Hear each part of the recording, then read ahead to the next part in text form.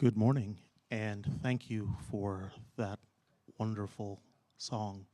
It's always a pleasure to be in the presence of good music, good song, good, singing praise, and it is good to be here, and it is good that we are here. My name is Nicholas Crary, and I am the chair of the Reconciliation Committee of the Maryland Lynching Truth and Reconciliation Commission. And I now call the St. Mary's County, Calvert County, Charles County regional hearing of the Maryland Lynching Truth and Reconciliation Commission to come to order. Before I forget, let me thank Reverend Andrea Cummings and the Zion United Methodist Church and their choir for starting us off with praise and song. Thank you. And now the Reverend Cummings will lead us in an interfaith prayer. It's okay. As I said,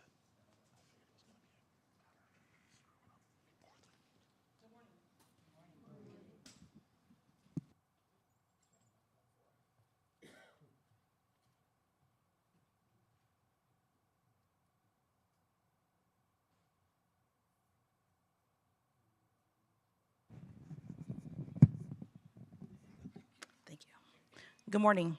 Good morning. I want to thank my choir at Zion United Methodist Church for joining me this morning and also leading us in song. As we are gathered here today, let us take a moment to center ourselves in spirit of unity, healing, and hope.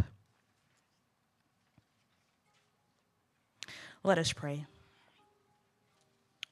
Merciful God, we thank you for this day and for working in the hearts of those who made the Maryland Lynching Truth and Reconciliation Commission possible. May you continue to bless their work as we seek reconciliation throughout the state of Maryland. We gather today coming from very diverse backgrounds, and yet we share a common purpose: to seek truth, healing, and understanding in the shadow of our past. The lynchings that have occurred across Maryland with the goal of reconciliation. Holy God, we humbly seek your presence among us today as we remember Benjamin Hance and Charles Whiteley violently taken from us. Their lynchings mark not only a tragic moment in history, but also a deep wound that has reverberated throughout generations. Echoes of terror and injustice that have left a lasting impact on families and communities. Oh God, we lament the generational pain experienced by so many. We lament that injustice had prevailed. We lament how racism gives rise to acts of violence and terror. We know that you, God, hear the cries of the lamenters. Weeping may endure for a night, but joy comes in the morning. And for this, we give you thanks. Lord, we honor the courage of Benjamin Hance's descendants and Charles Whiteley's descendants who will share their testimonies today, carrying the weight of ancestral trauma. May their voices be heard, their stories be told, and their truths resonate deeply within our hearts. May you comfort, heal, and strengthen them. And today we lean on your Spirit, God. We trust that you will help us find a pathway to sincere solidarity, reconciliation, and healing today and in the days to come. May your love inspire us to confront our history boldly and seek restoration for all who lost so much from the murders of loved ones through lynching. And together we say together, amen.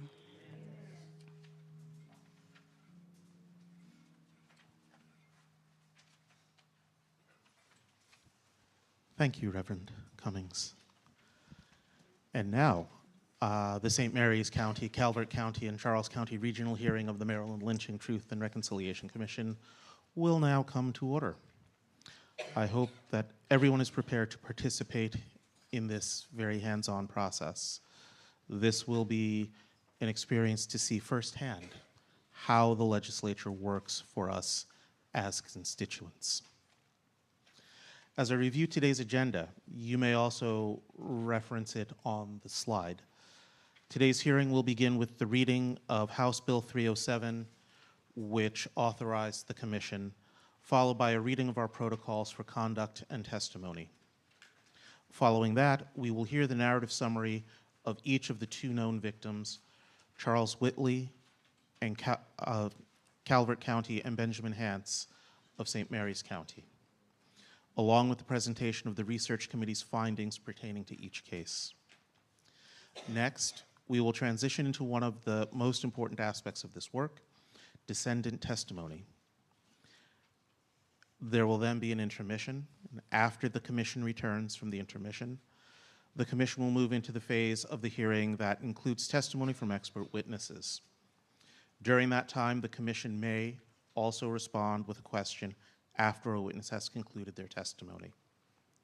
Lastly, the Commission will open the floor for public comment. Before we begin, I'd like to recognize our partners from Living and Growing to help us create and maintain a safe emotional space for today's hearings to occur. They are seated in the back of the room and will be available throughout the day and during the break. At this time, I invite Catlin Tromazak and Shanisa Hester to, oh, you're already standing. So if you need to speak with either or both of them, they are here for your help.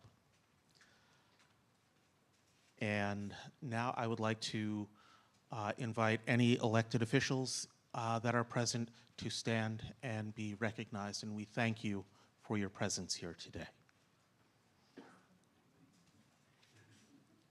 Okay. Good morning, everyone. I'm Bob Harvey. I'm the state's attorney in Calvert County. Thank you.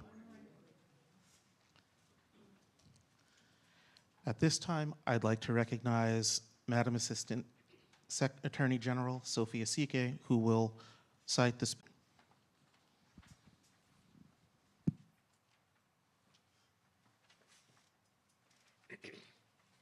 The Maryland Lynching, Truth, and Reconciliation Commission was established in 2019 by House Bill 307 and amended by House Bill 297 in 2021 and Senate Bill 478 in 2023. The act states as follows. Whereas lynching or the extra-legal is a violation of the rights to due process and equal protection of the law, and whereas at least 40 African Americans were lynched by white mobs in Maryland between 1954 and 1933, and whereas no person was ever tried, convicted, or otherwise brought to justice for participating in these racially motivated lynchings, and whereas various state, county, and local government entities colluded in the commission of these crimes and conspired to conceal the identities of the parties involved, and whereas these crimes far exceeded any notion of justice, just retribution, or just punishment, but were intended to terrorize African American communities and force them into silence and subservience to the ideology of white supremacy, and whereas no victim's family or community or compensation from the state, county, or local government entities for the violent loss of their men,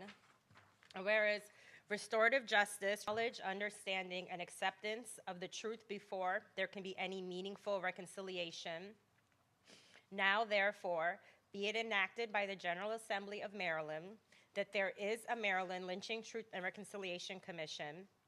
The act further provides for the commission members the Commission on African American History and Culture, the Maryland State Conference of the National Association for the Advancement of Colored People, the Reginald F.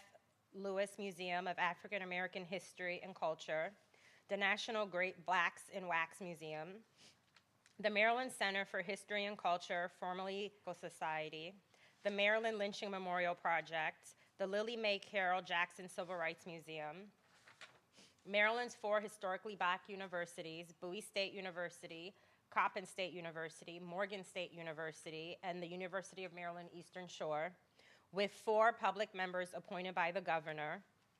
Staff for the commission is provided by Bowie State University in consultation with the Maryland Lynching Memorial Project and by the Office of the Attorney General. The staff member provided by the Office of the Attorney General may issue a subpoena for the attendance of a witness to testify or for the production of documents in connection with any investigation or hearing conducted by the Commission. The Commission shall hold regional hearings to the public. American by a white mob has been documented. Receive from the public, including those from the families and communities affected by racially motivated lynchings, recommendations for addressing, engaging, and reconciling communities affected by racially motivated lynchings, including the involvement of state, county, and local government entities and relevant news media in cases of racially motivated lynchings. On September 1st, 2020, the Commission submitted an interim report of its findings and recommendations to the Governor and the General Assembly. On or before December 1st, 2025, the Commission shall submit a final report of its findings and recommendations to the Governor and General Assembly.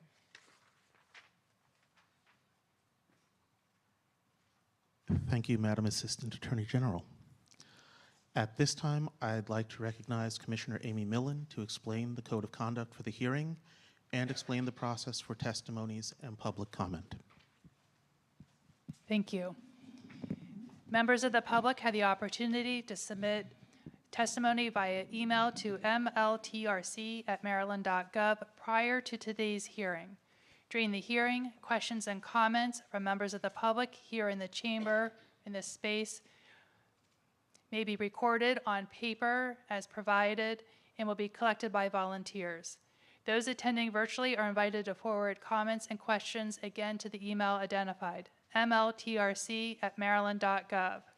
Please provide your name and organizational affiliation, if any, and limit your comment or question to no more than 3 sentences. Questions and comments, as well as live testimony, must be limited to the topic of discussion for today's hearing. If your comment or question is off topic, it will not be included in the hearing or your live testimony will end. Comments, questions, and testimony should be presented with decorum and the respect appropriate for conducting this public hearing. Any comments or questions containing obscene language or language inciting imminent violence will not be addressed, and any live testimony containing such language will end. Finally, please note that members of the media may be present during today's hearing, and as such, public comments, questions, and testimony may be broadcast or printed by news outlets.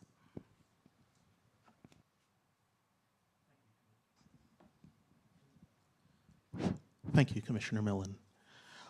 At this time, I would like to invite the commissioners present today to briefly introduce themselves, starting with Commissioner Armenti.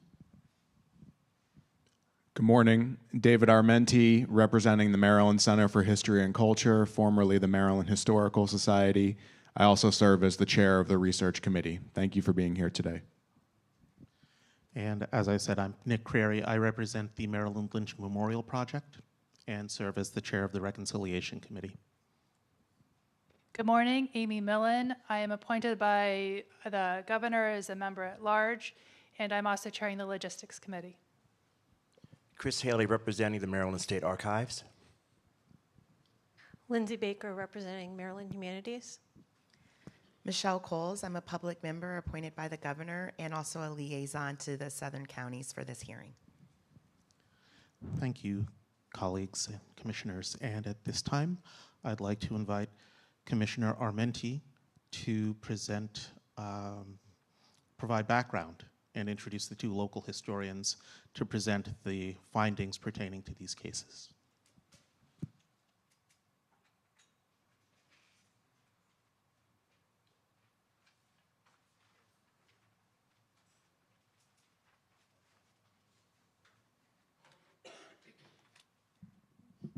Good morning again. My name is David Armenti, and again, I appreciate you all being here today. As was stated, we are going to hear from 2 of our local colleagues who will be presenting the bulk of the substantive, detailed research of the cases, but what I want to present is a framework for what the commission is pursuing from the research, as well as an overview of the process. So as a commission and community, we are gathering here today to commemorate the lives of Benjamin Hance and Charles Whitley, as well as their families and their communities.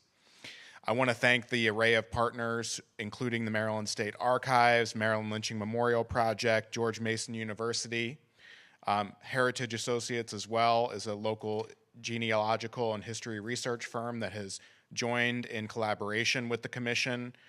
There are many other organizations and individuals, not all of whom I can name here today, but we understand that a lot of this work precedes us and a lot of this work will continue beyond the life of the commission. But I will list those individuals, including Michael Kent, Karen Stone, the broader Southern Maryland Equity and History Coalition, but others including Dr. David Taft-Terry, Dr. Charles Chavis, Mr. Will Schwartz, Dr. Nick Creary, and others. The commission will continue to build on that work in compiling and supporting digital access to primary source materials that will inform this history. We think it's vital that the history and the information lives on beyond just these hearings and beyond these moments, and digital access is extremely important. Currently, the State Archives is the host of the commission's research and information. We will continue to add sources and material to that compilation. Genealogical research is also ongoing and using various platforms and databases to fill out our information about victims' families, backgrounds, and also in the identification of living descendants. I should note that there have been several genealogical relationships that have been likely determined with living descendants for both Benjamin Hance and Charles Whitley. There has been communication between the research committee, the commission, and these individuals. At this moment, I don't believe that we have individuals that were able to join us here today, but that does not take away from what we hope and understand we will gain from that engagement. We particularly want to privilege that descendant testimony as a part of commission record. So again, whether or not we hear from them today does not take away from what their testimony will contribute and the impact that they'll be able to articulate on behalf of their families and their communities. So I want to thank those individuals and ensure that we will continue that engagement and make sure that those voices are heard. The commission also is charged with taking a holistic look toward lynchings that occurred, racial terror lynchings that occurred in the state of Maryland. So not just looking at each individual case for its details and its sources and the research that backs it up, but finding trends, recognizing and acknowledging some of the context around it and what things are shared across different counties and jurisdictions. That will be a part of our final report as well, is trying to bring more of a comprehensive look to how things related to each other and why they occurred. And as a part of that, that will be looking at demographics of certain jurisdictions, when lynchings occurred in those jurisdictions and what that was reflective of. In the instance of the Southern Maryland counties that we are interacting with today, we recognize that these cases took place within the Reconstruction or post-Reconstruction period when the specter of white supremacy rising and trying to impose itself back on communities was very present. That's particularly true in this part of the state where there was a large Confederate-leaning population and a sympathy with that white supremacist ideology.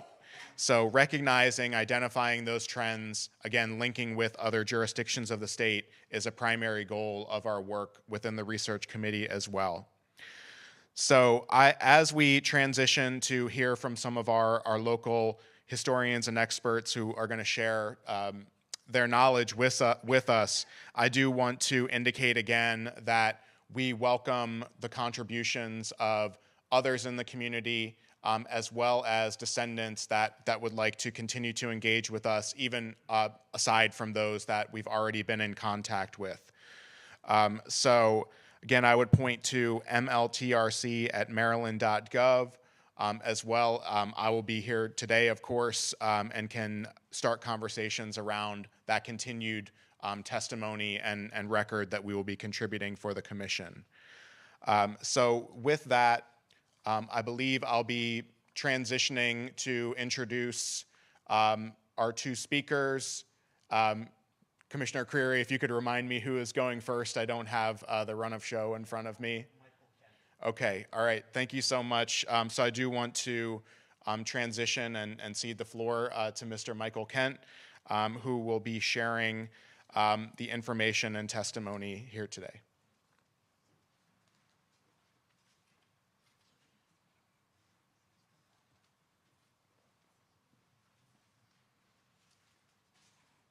Good morning. I don't see the little clicker thing here that I laid here, but I usually don't use those anyway. But oh, there you are. Thank you. See if it moves. Okay, as you heard, I'm a local historian. My name is Michael Kent. My main claim to being a local historian is that my family has been in Calvert County back to 1780. We have them documented. They were enslaved at that time. And the reason I know so much of our history, you can say this is fortunate or unfortunate, they were owned by Daniel and Ann Wheeler in Lower Marlboro in Calvert County. Daniel and Ann Wheeler's son later went on, Joseph, went on to become governor of Maryland.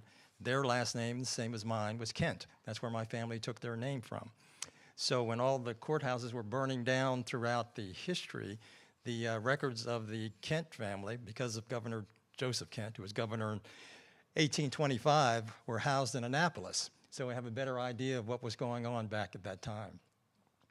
So we're talking about the lynching in Calvert County of Charles Whiteley. And sometimes it looks like Whitley or Whittle, because they didn't particularly care how they spelled things at that time. He wasn't that important to them.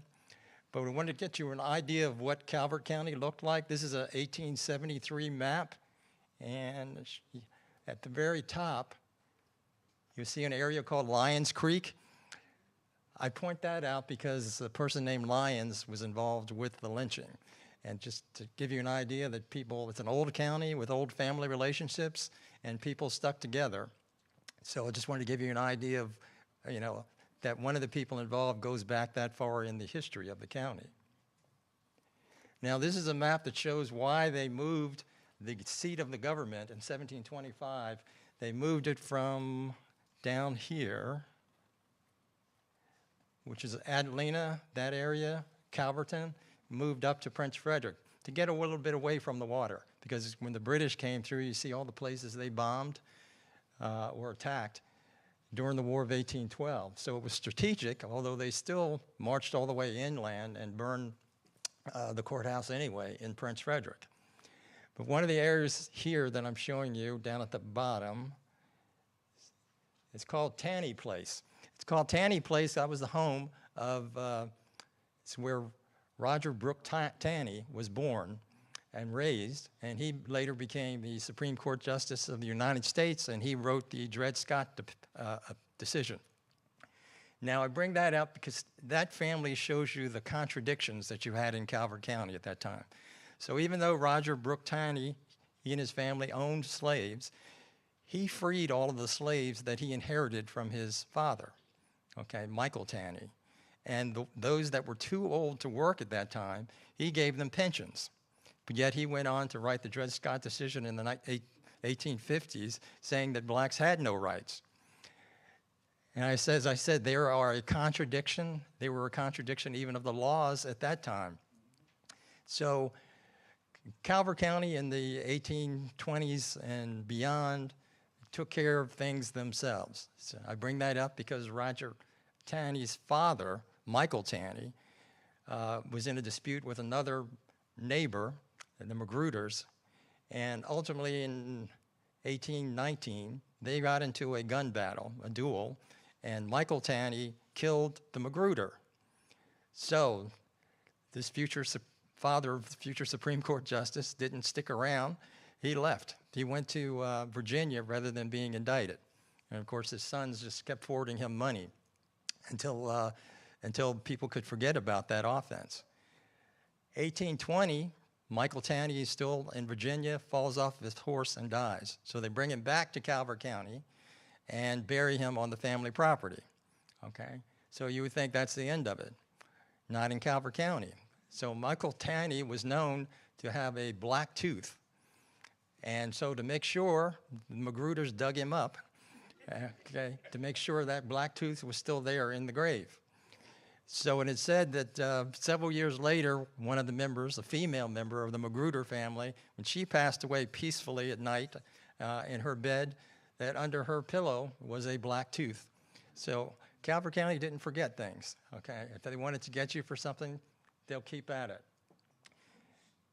Later on, and again, as I said, the Magruders were slave-owning family. They also put in for reparations after the War of 1812 for more than 20 slaves that they felt they had lost. Because during the War of 1812, for the history buffs in here, you remember that the British came through, they came up the river, they went all the way to Washington, D.C. and burned the White House. So as they were doing that, they were trying to disrupt the economies in southern Maryland. The main way you disrupt economies is by freeing enslaved people. So Michael Tanney and his family lost over 20 slaves. There were a lot of others who left from Calvert, Charles, and St. Mary's. Obviously, my family didn't go, which is why I started studying history to find out what was wrong with them. Why didn't they leave with the British? One thing that was clear, you know, and again, this came from oral history, you have to remember, a lot of you have watched British TV, right? Do any of you know what they're saying? Okay, it was the same thing back there. So you match a British dialect with a Southern black dialect trying to communicate to each other. So a lot of it was just a lack of communication, and that's why they ended up staying behind. But ultimately, I found out at the very end, after a lot of research, there were a lot of people that were taken away from their families. Enslaved people were sold to somewhere else, sold further south or to some other farm. And they stayed because they said, I don't know where they are. And if I leave, they're not going to know where I am. So the best thing we can do is stay put where we are. If we ever get freedom, then hopefully the family members that were taken away will come back to us.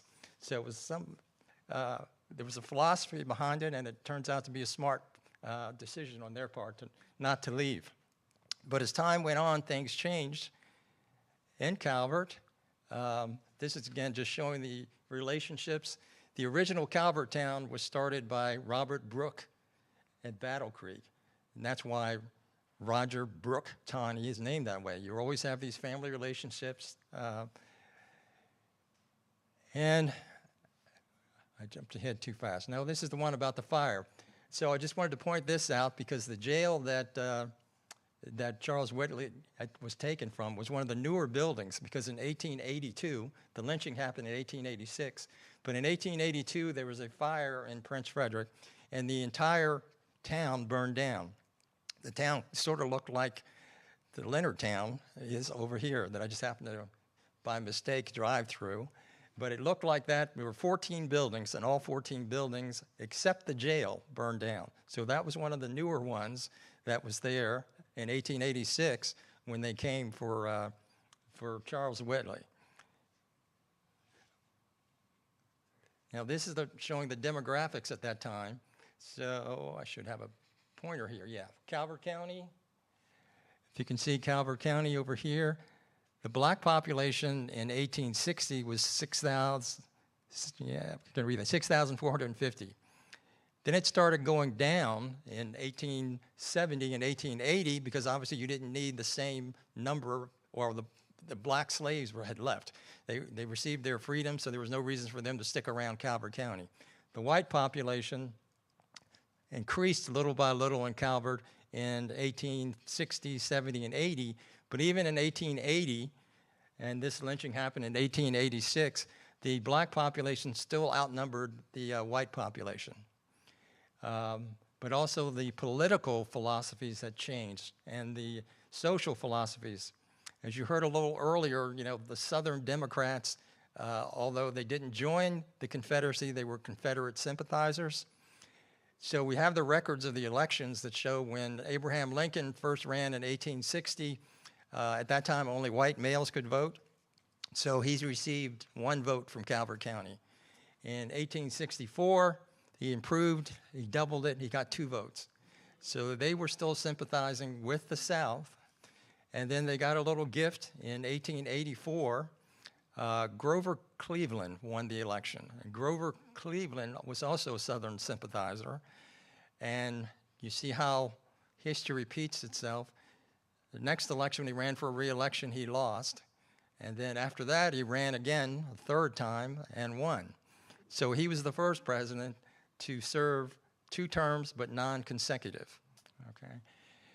And his philosophy obviously was sympathizing with the Democrats, not the Republicans. They were the conservative party at that time. So the initial lynching summary that I was reading about, it's an unnamed newspaper. They were quoting information they had received from the Baltimore Sun newspaper. Baltimore and Calvert County were very close, and all the news went back and forth through there rather quickly. So it said within days they heard the news of the lynching in Prince Frederick. And a lot of the information in this article is pretty inflammatory. They talk about the fiend, the devilish acts that he did, and they talk about the girl screaming. It's a lot of stuff that didn't actually happen. And the reason we know that is that later on, someone actually did an interview with the father. His name was Lyles, Reverend Lyles. And even in this article, it says that the person, Charles Whiteley, had been living with the Lyles family since he was a young man. Turns out that wasn't true either. So when Reverend Lyles gave his version, which is here, Reverend Lyles says that, talks about Charles Whiteley as being a young man between 18 and 20 and a mulatto, and that he had been raised since infancy by a very respectable Christian family back in his hometown, Stafford, Virginia. So the way he phrased that tells me he didn't say he was born to a respectable Christian family, but raised by them, which to me means that because he was a mulatto, that he was taken in by another family, I suppose a black family, and raised by them. Now, generally, black women, really doesn't matter how they have children. They don't like to give them up.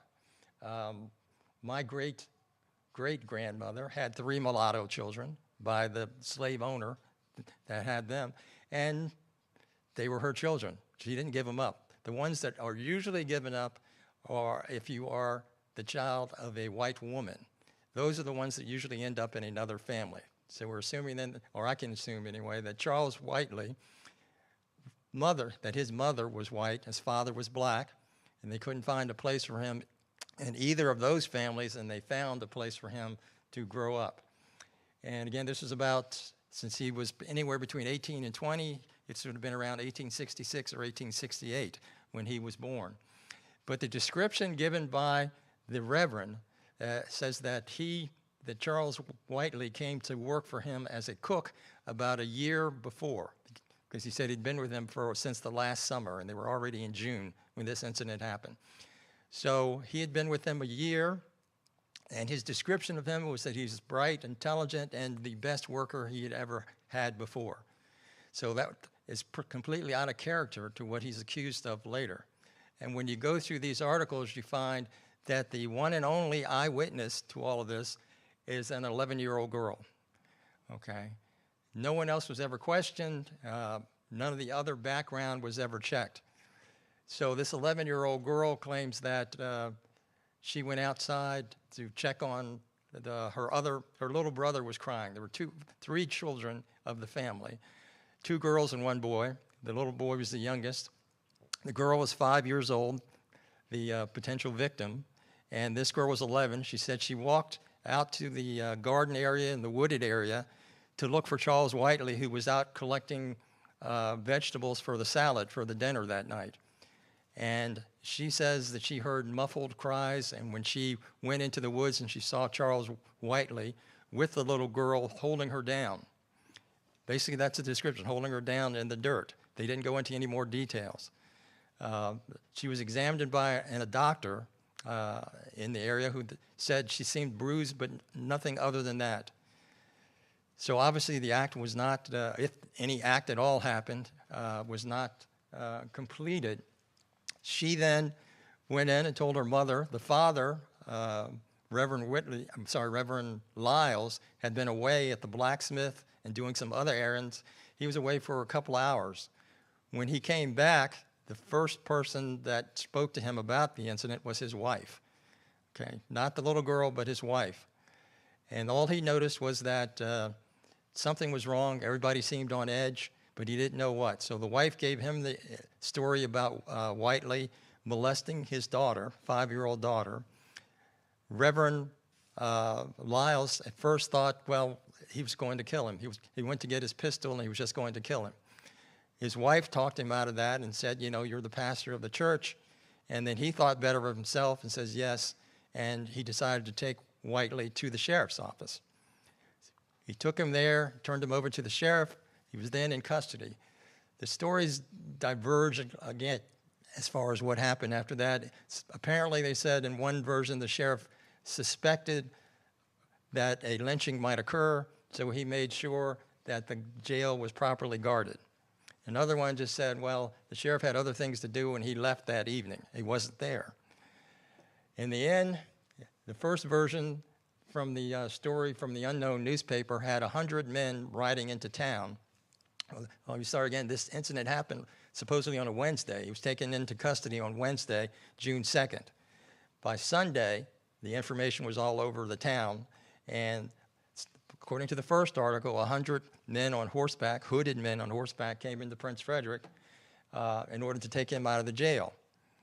I found that hard to believe, knowing the way Calvert County is laid out and how you would get in touch with that many people that fast. When Reverend Lyles told his version of it, he said there were about 40 hooded men that came in on a Sunday afternoon to take him out of the jail. Again, I found that a little incredulous because you had the fire in 1882, the entire flames, you could see them all over the county. Flames are going everywhere, and they didn't have enough men to come in to put the fire out. But yet you get a black man, you're talking about lynching him, and you can get 40 to 100 men to ride into town to take care of that lynching. So that's a little suspect as to how many people came in. After the lynching, it occurred on the, both of these stories are pretty accurate. One said about a half-mile north from Prince Frederick, and the other said about a mile north. They both agree that the person was, that Mr. Whiteley was lynched from a persimmon tree. And the body was left there overnight. Now, in that case, that was to send a message to others, to leave the body there so that other blacks could see that and know that there was some retribution by the white community for any acts against them. The coroner's inquest, and I was surprised that they had a coroner's inquest, had a doctor examine the body, and obviously said he died from being hung. But the coroner's inquest also found that some people, some witnesses, said they could identify some of the people in the mob that lynched him. And the name, and that was the name I gave you before, Lyons, came up twice. Once with James Lyons. The coroner's inquest, the witnesses were sure that he was one of the members of the party. And they wanted him charged with aiding and abetting the lynching. That was their finding. There was also another name that came up, and that was Polk, P-O-L-K Lyons, and they're related, as most people in Calvert are, even still today. Now, later on, the sheriff came back to the coroner's inquest, and he recanted his testimony. He said that his, because everybody was hooded, he was going on voice recognition, and that he wouldn't feel comfortable testifying under oath as to who these people were because he didn't see their faces. And like I said, it was a small county. Everybody would know everybody else's voice, but he decided to say, no, I couldn't say definitely whose voices these are. So in the end, there were no charges filed against anyone by the state's attorney or by the sheriff. The coroner's inquest ended with no charges being filed. I tried to track these men, the Lyons family, later on in history, and both of them ended up pillars in the new Democratic Party that was going forth. Again, they participated in the convention for the Democratic representatives to Congress. So there was no effect on their life. It went on as before. No charges, and they were still prominent in the community and still obtaining prominent positions in the community. This is interesting to me is that a couple of weeks after the lynching, that persimmon tree that he was lynched from was struck by lightning. Okay, and that seemed to satisfy both sides that somebody was watching and wasn't happy, and that justice would be done if this ever happened again. So there had never been another lynching in Calvert. There was one that almost happened in 1907, and people thought better of it and withdrew. They took the person, instead of lynching him, they took him to Baltimore to await trial. And then when he came back a month later for the trial, the person they were thinking of lynching was found not guilty. Okay? So it gives you an example. What happens if you wait, get the facts, and put him to trial, even in a predominantly white county? You can get some justice. And that is my testimony or my analysis of the Charles Whiteley story. Thank you.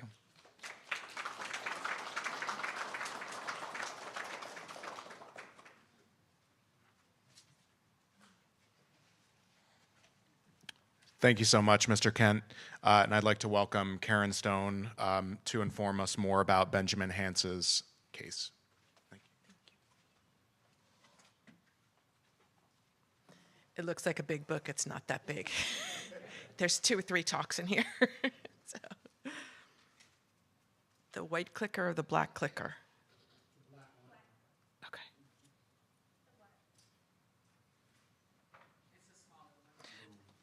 Gotcha.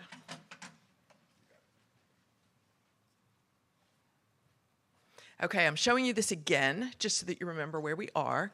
And we are across the Patuxent River from St. Mary's County. It's the pink bit on the bottom. We're that peninsula across the Potomac River from Virginia. So you heard a lot about the Southern sympathies too, and that helps explain that.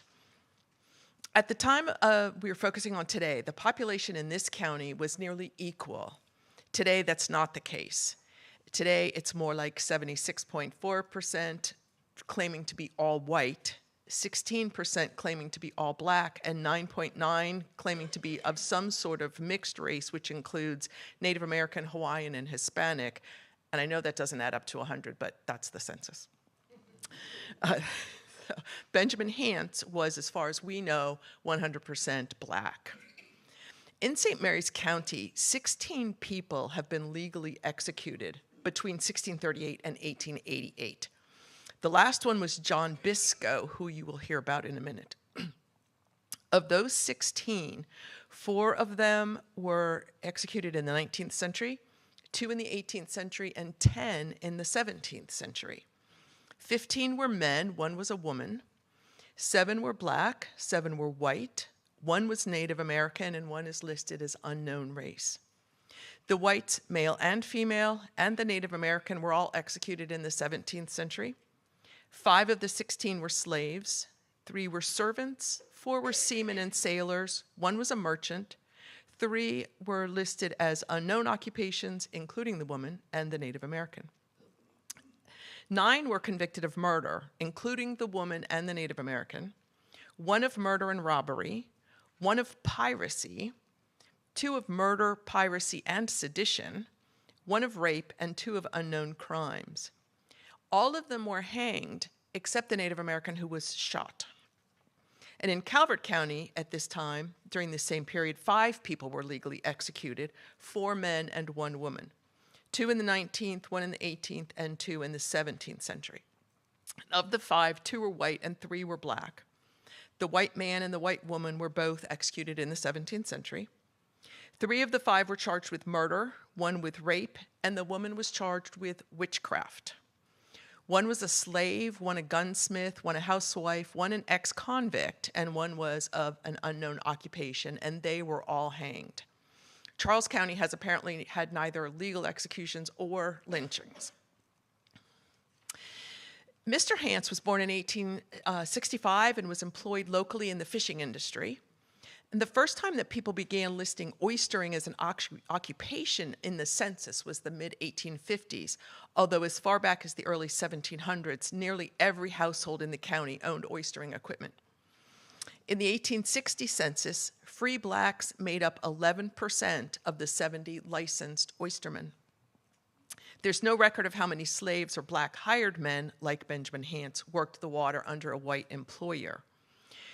We assume Mr. Hance was a parishioner at St. Aloysius Catholic Church here in Leonardtown because that is where he was ultimately buried. Mr. Hance was employed as a servant in the house of Henry Mattingly and as a hand on the vessel of Captain Frank Russell. In May 1887, Captain Russell sent Hance to carry a message to Judge Daniel Parn, a resident of St. Clements Bay.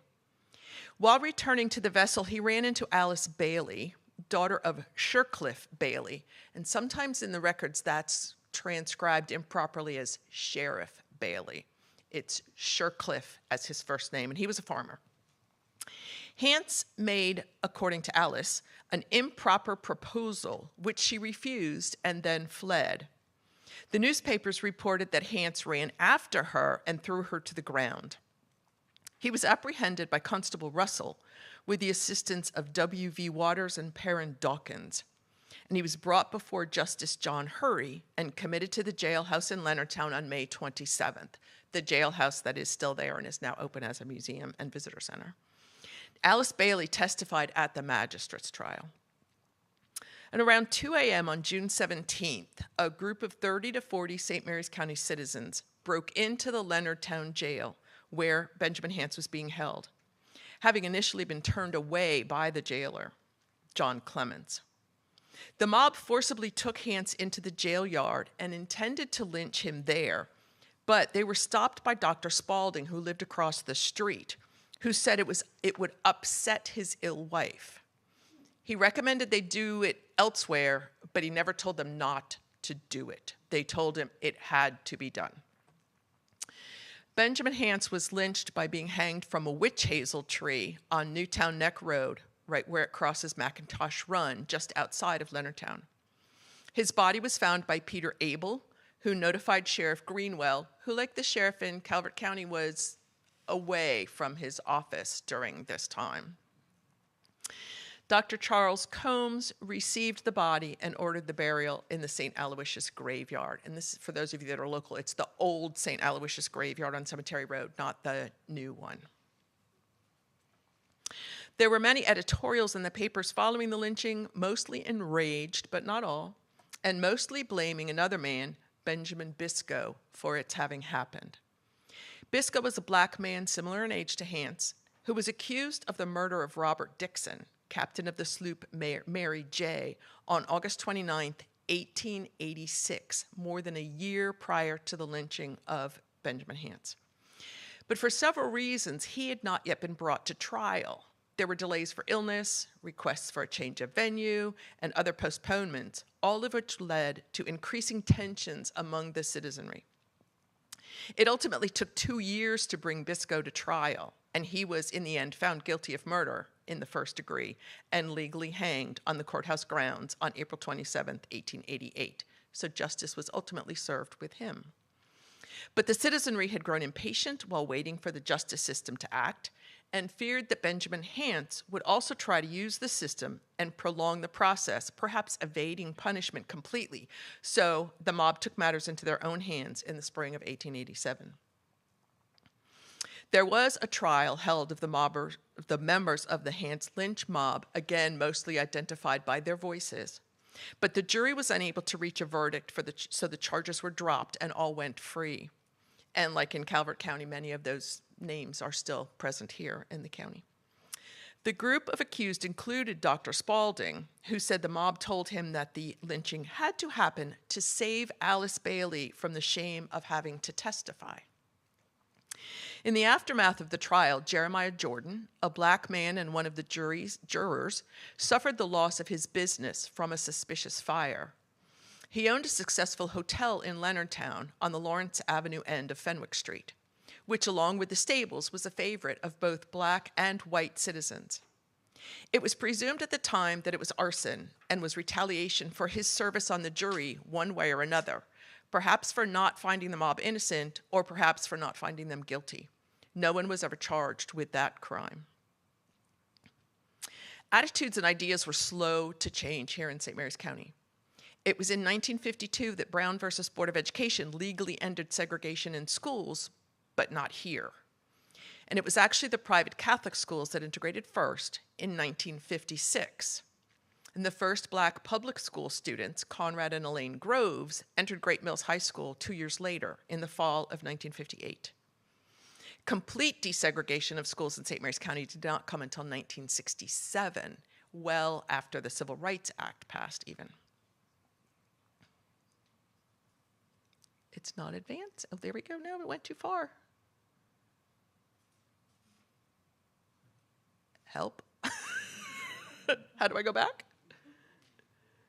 There we go. Thank you. Thank you all for supporting our efforts in bringing this story to light over the last 5 years and for standing with us at our previous events. We've come along, one more. There we go, sorry. We've come a long way since 1887, but now what?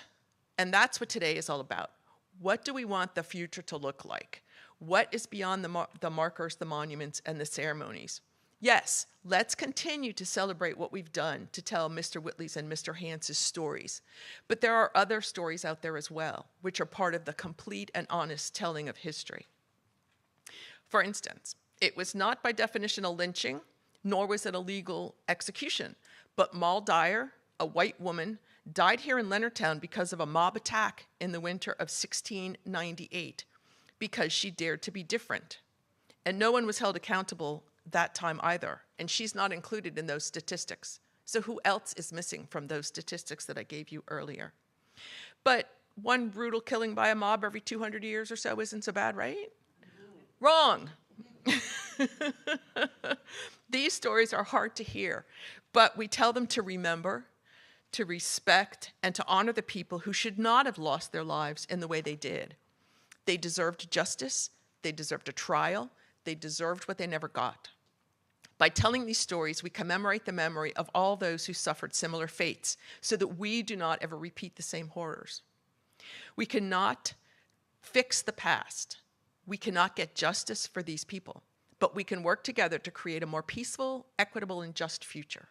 Thank you for being part of the change. And I welcome you all to take a picture of that. Contact me. Call me, email me, tell me ideas. We'll get you to the commission. We'll get you involved in what's going on here in St. Mary's County, more of which you'll hear about in a little while. Thank you for being here today.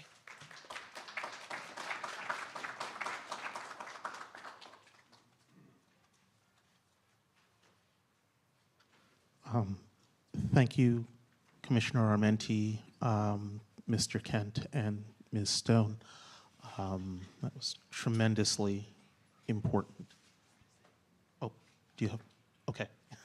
Just want to make sure we're not missing anything.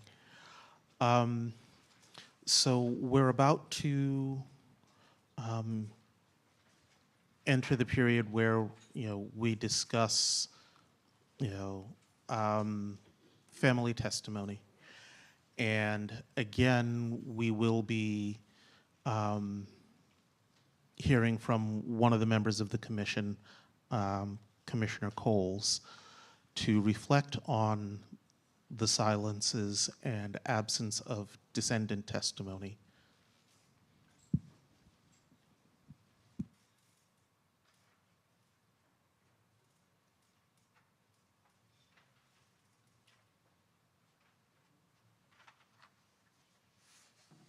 Good morning, everybody. Two black men that we know of, Charles Whitley and Benjamin Hance, were lynched in the southern Maryland counties of Calvert and St. Mary's. Heritage Associates is a research firm that we've worked with that has attempted to find genealogical relatives of lynching victims, and we've worked with them at every hearing that we've had. They were able to identify a couple of relatives for each of the lynching victims, but unfortunately, those relatives were not able to be here with us today. One can hardly comprehend the pain that one feels at learning that one of their ancestors was treated so inhumanely. And more African American families than we can count have been affected by a lynching or an attempt at lynching, including my own, which I only learned about recently. In a lot of families, these stories are suppressed, but that doesn't mean the pain goes away and that the pain doesn't metastasize in another way. Some may try to justify lynchings by pointing out the crimes that the people were accused of committing. But as United States citizens, as Mr. Whitley and Mr. Hance were, they had every right to defend themselves against those allegations in a court of law with all the protections owed to any other U.S. citizen.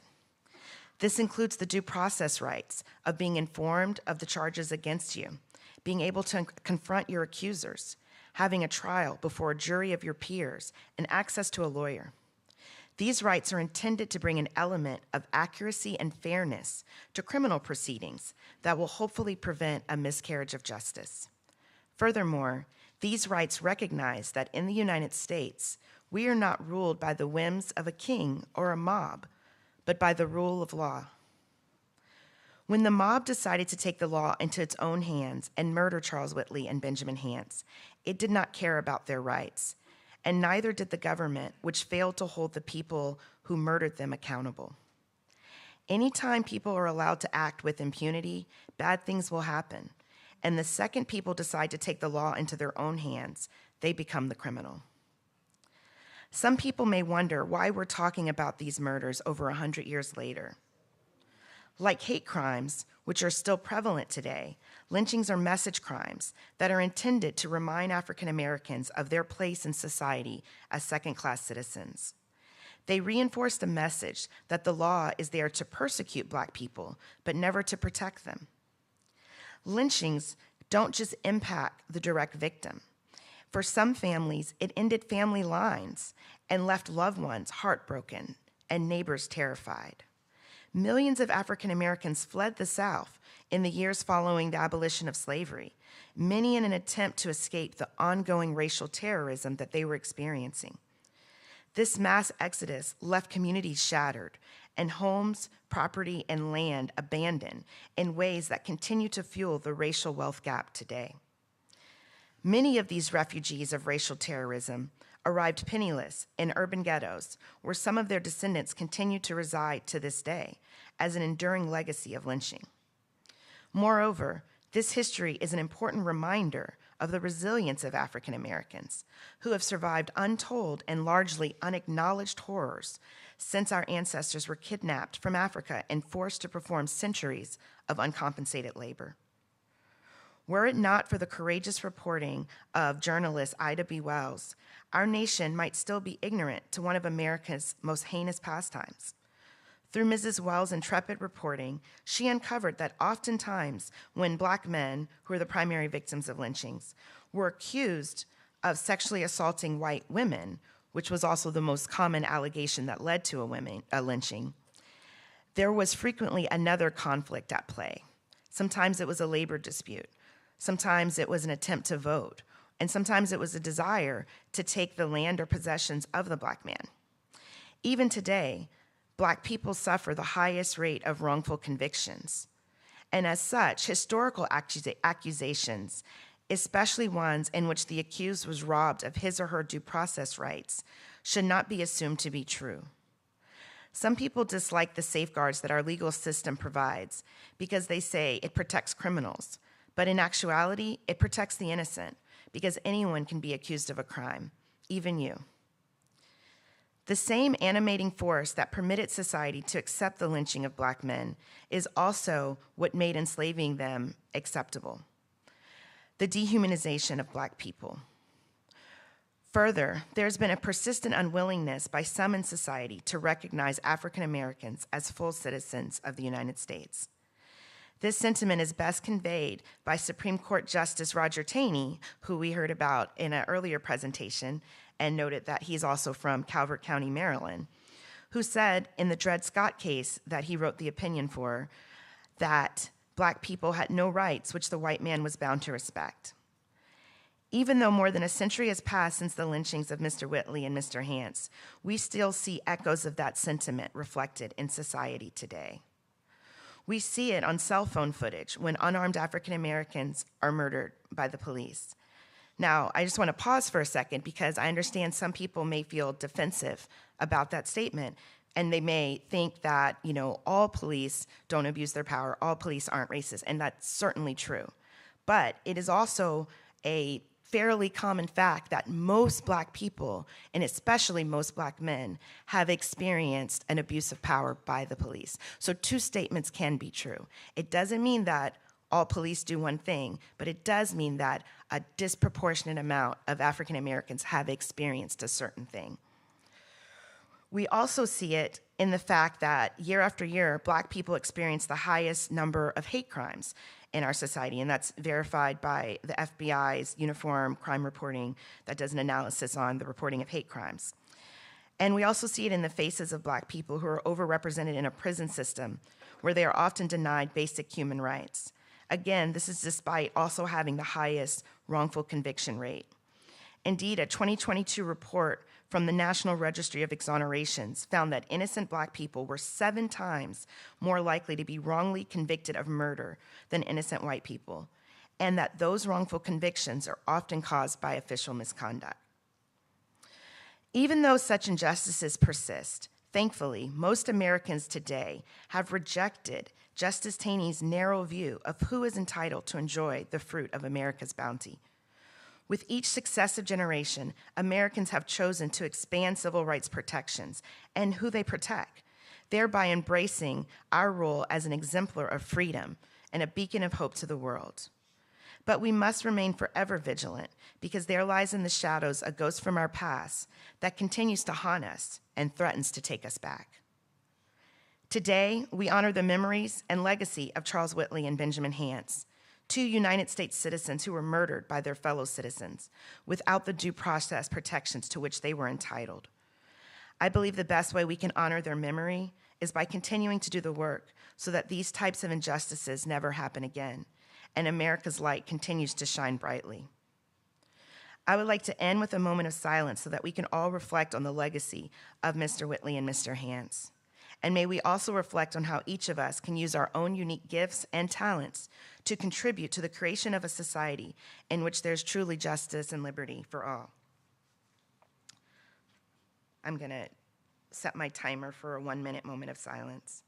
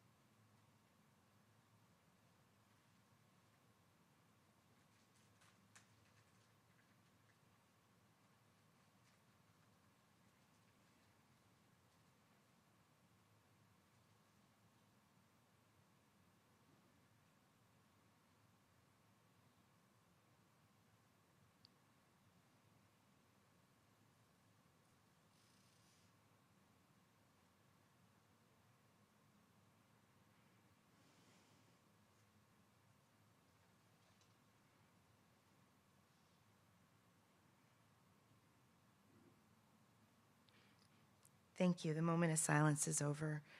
I want to end by commending Maryland for taking this difficult but important step and confronting its past. Because as James Baldwin, the author, said, not everything that is faced can be changed, but nothing can be changed until it is faced. Thank you.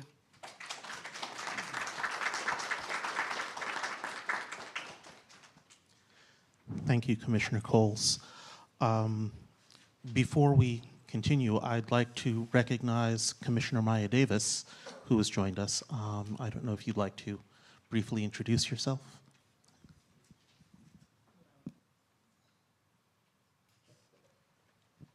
Good morning. Thank you so much for that kind introduction, Nick. To everyone in the room, I know some of your faces, but many of you I don't. I'm so honored to be here, and I apologize for my tardiness as I dealt with a little bit of traffic getting here. I'm the liaison for Prince George's and Montgomery County, but I've been a part of this commission and worked for the state for 16 years, and so I'm very well versed with the lynchings that took here in St. Mary's County, so I'm really just honored to hear the testimonies today. Thank you. Thank you, Commissioner Davis. And just briefly, before we move into our brief intermission, I just want to say that, yes, we don't have identified descendants, collateral or otherwise, here today. But we know that there are family of Charles Whiteley and Benjamin Hance, and they are, even though they're not here presenting testimony today, we would more than welcome written testimony, or if they wanted to provide video testimony, we are happy to have that if they are willing to share that.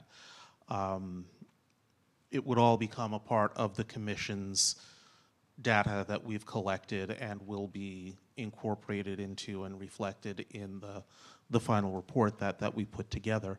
So, and again, I think, for those of you who may have been at prior hearings, I think back to Frederick and, hearing from, the descended family of the people there, learning about, this particular history can be a very powerful experience in it, and I can only imagine raise all kinds of emotions. And so I understand why descended family may be hesitant or not inclined to share testimony.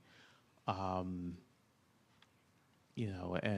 I, again, no shade, no anything, it's got to be a hard thing. As I said, I can only imagine. I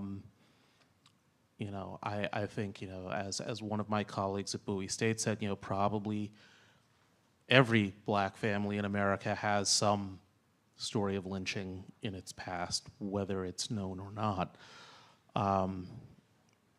And so, yes, I will, again, reach out to the families if they are inclined to share written testimony. We would be grateful to have that. They can either submit it through the commission's website or reach out to one of us, and we can certainly make sure that we get that record included in the commission's records. So, absent that, we will take a 15-minute break. And again, just a reminder, Ms. Tromachak and Ms. Hester are here should anybody need to avail themselves of their services. And there are refreshments to the side of the room there. So we will be back in session at 11:23, promptly.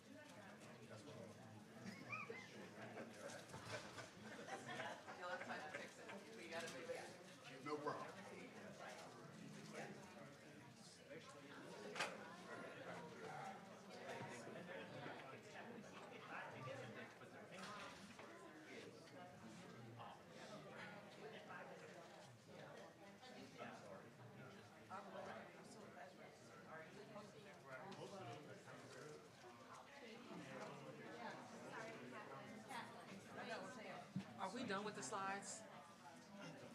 Because if so, we can just slide. We're done with the slide, but they're still going to be using them. Yeah, I was saying we could just slide the podium in front. If it just moves right here a little bit, so we don't slide too far. It's fine. It doesn't have to go far. We just need the rest free. There we go.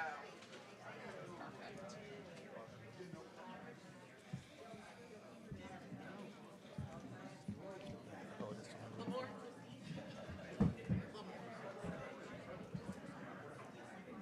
Hey, hi. Good. How are you? Doing fine. Okay. Thank you. Should be good. Mic check 1 2. Mic check 1 2. And they done with the slides, right? So we can see.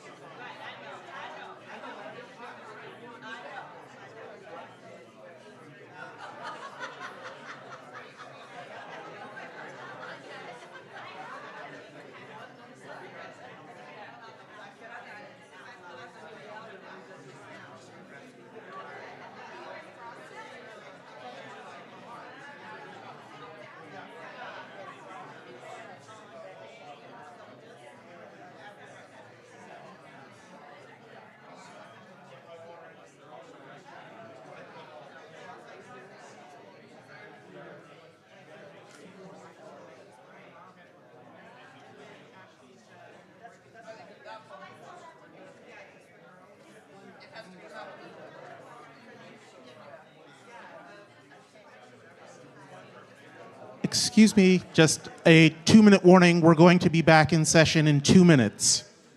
2 minutes, folks.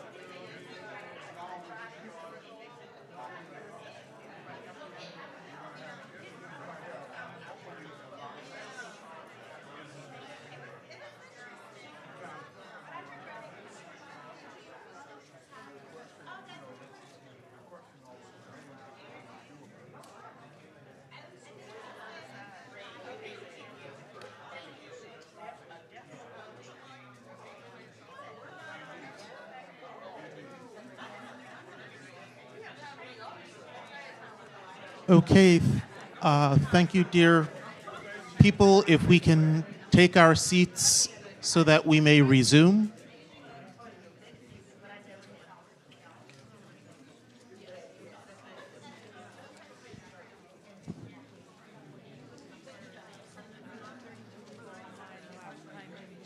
Okay, fantastic.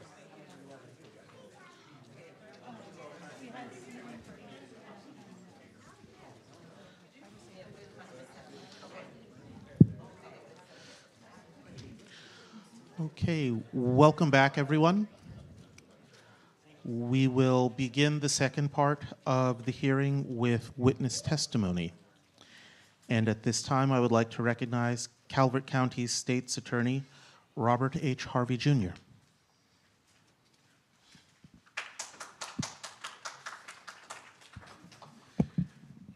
Good morning, everyone. It's a pleasure to be here and enjoy the surroundings of this beautiful facility that we have. I've never been here before, so I enjoyed it. My name is Robert Harvey. I go by the name Bob. I'm the state's attorney in Calvert County. I've been the state's attorney for 4 years. I'm originally from Montgomery County, so I can talk about Calvert County because I'm originally from Montgomery. Although I've lived in Calvert for 40 years and am familiar with the history of the county, and in fact, I live not far from the birthplace of Justice Taney. I call it Taney. I may be pronouncing it wrong, Roger Brooke Taney. It's at the end of the road that I live on. They used to have a historical marker out there, and the heirs of Mr. Taney didn't like people coming down and looking at the house, so they took the marker down, so it's very hard to find. But I'm going to give you a little secret. If you can find Adelina Road, it's right at the very end. It's a beautiful location. It overlooks the original settlement of the Calvert County in 1634. I'm here to talk a little bit about coroner inquests. I'm a lawyer. I've been a lawyer for a long, long time. We don't have coroner inquests anymore, but as you heard from Mr. Kent's presentation in the Whitley or Whiteley case, ultimately that case was decided or not decided as you see fit by a coroner's inquest. I'm a little bit of an amateur historian as well, so let me give you a little history about coroner's inquests. It actually goes back to the year 1910 AD in the country of England and Wales. The king at the time was concerned that he was not getting the taxes, the tax money that was due to him when people died. So he appointed a coroner to make sure that the local sheriffs were collecting the tax money that was owed to the king and submitting it to the king. Much like what we do today, the government seems to do quite a bit to collect our tax money.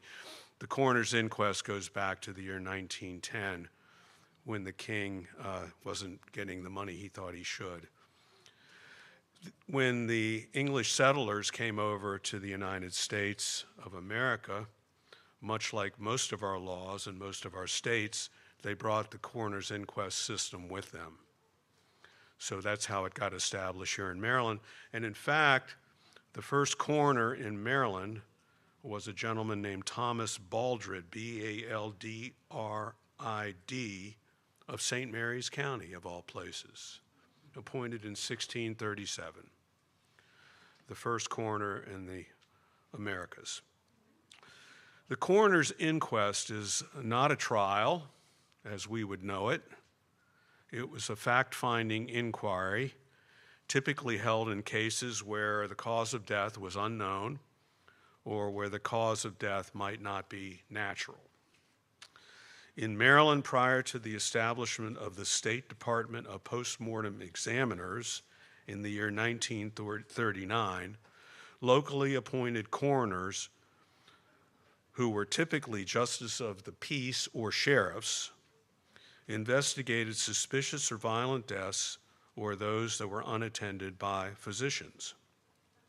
For each incident, the coroner summons county residents to compose a jury who heard testimony from witnesses, examined evidence, and rendered a decision as to the cause of death and the culpability of, or non-culpability of individuals who might have been involved in that death. The results of the coroner's inquest were typically filed with the clerk of the circuit court so they could be used in any subsequent criminal prosecution. Now in Calvert County, as Mr. Kent explained, in 1882, the courthouse in Calvert County burned down. I know that because my house predates 1882, we think, but we don't know because all the land records are gone. But all of the records of coroner's inquests before 1882 have disappeared. So we don't really know what was going on. Two things happened that caused the undoing of the coroner system in Maryland. First, of course, as you can see from the presentation of Mr. Kent, the findings of the coroner's inquest were highly suspect. That's putting it mildly, isn't it? They were non-physicians who were making determinations as to cause of death. And as you can tell, these inquests were often subject to local biases and prejudices. The shortcomings of the coroner's inquest was highlighted by the Whitley case that Mr. Kent talked about. In Whitley's case, the coroner's inquest was conducted by the sheriff, the same person who allowed or at least had some involvement in the taking of the prisoner Mr. Whitley from the jail that resulted in the lynching. So the inquest is being conducted by a person who has a direct interest in the outcome of the case. The state's attorney at the time examined the witnesses who were called at the inquest, but as Mr. Kent mentioned, no one who was actually involved in the lynching was identified. The report of the coroner's inquest simply stated that Mr. Whitley was hung by persons unknown, and no individual directly involved in the lynching was identified. There was some mention of culpability of one of the guards at the jail who may have aided and abetted in the escape of the taking of the prisoner. But whatever happened to that prosecution, nobody knows. The records, and as you will find out if you look across the state, the records of these coroner's inquests or any prosecution of anybody involved somehow frequently disappeared. So we really don't know what happened. Just to give you an indication of the attitude of the citizens of Calvert County over the lynching of Mr. Whitley, no records were found of the prosecution. However, Reverend Lyle, who was mentioned by Mr. Kent, stated to the Calvert Gazette that, quote, though we should condemn the events of the lynching, we shouldn't condemn it too much, end quote. Unbelievable, isn't it? The second factor, other than that led to the undoing of the coroner's inquest system, perhaps a little surprisingly, was the advent of the automobile. When the automobile came about, people started getting hit by automobiles and unfortunately killed by automobiles, to the extent that the coroner's inquest, it just became too burdensome. So in 1939 in the state of Maryland, they created the Office of Chief Medical Examiner, or the Postmortem Examiner, I think it was called at the time, to try and bring this process up to modern times. And now we have what's called the Office of the Chief Medical Examiner in Baltimore, which actually is one of the largest, if not the largest, medical examiner's office in the country, which is staffed by physicians. They're actually called forensic pathologists, who take a look at the facts of a case, examine the deceased, and tell you the cause and manner of death. Manner of death is 4 or 5 categories: homicide, suicide, accidental, undetermined, I think, is basically what it boils down to.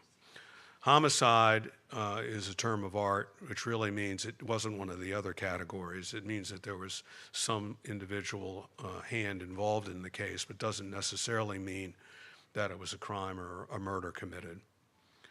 And they also can tell you the cause of death. So manner of death and cause of death: gunshot wound, stabbing, asphyxiation, whatever it is. And they can do that with some degree of certainty now. They don't identify perpetrators. That's still the job of the police. The job of my office, as the prosecutor's offices throughout the state, to identify the perpetrators and prosecute them. So at the beginning of this presentation, the Assistant Attorney General read a statement from the bill that I guess formed this commission. And in the preamble of that bill, she read that no one in an official capacity in the state of Maryland had ever apologized for these lynchings. So I want to apologize. I've been a prosecutor for off and on 40, 45 years. My job has been over the years to prosecute people who have committed violent acts against other people, who have murdered other people. And it grieves me deeply that this injustice was allowed to happen and that no one was ever prosecuted or even, in fact, charged with this lynching. So, on behalf of myself, and I think I can speak for the citizens of Calvert County, we apologize. Thank you.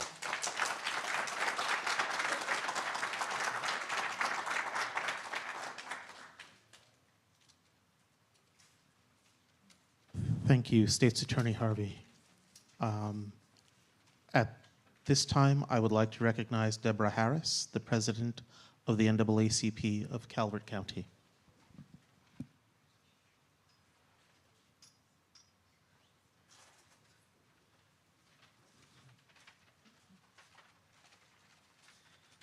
Good afternoon. I think it's afternoon.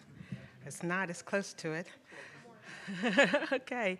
My name is Deborah Harris, and I am the president of the NAACP of Calvert County.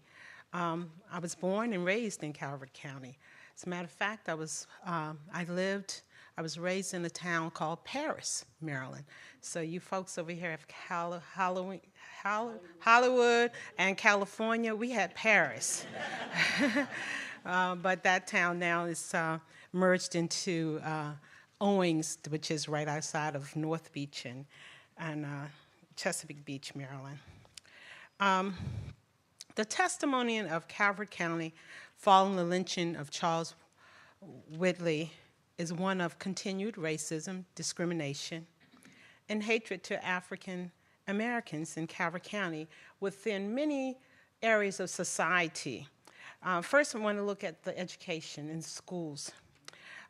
Calvert County was the next to the last school system in the state of Maryland to fully integrate. Not until the passage of the 1964 Civil Rights Act, accompanied by pressure from the NAACP and others, and the threat to eliminate their federal funding for school age, did both Calvert and St. Mary's public school system desegregate. There was one high school in Calvert for whites, which was Calvert High School. The blacks went to a historic school, which is now the place of our school administration, and it's called William Sampson Brooks High School. Stories of integration include that during this time they separated, the black boys were separated from white girls. Black students and white students were separated in athletics until the coaches found out how well the blacks were doing in athletics, and they joined them together. One of the principals during that time was Harriet Elizabeth Brown, and many of you may know of her. She fought to get equal pay for black teachers as white teachers.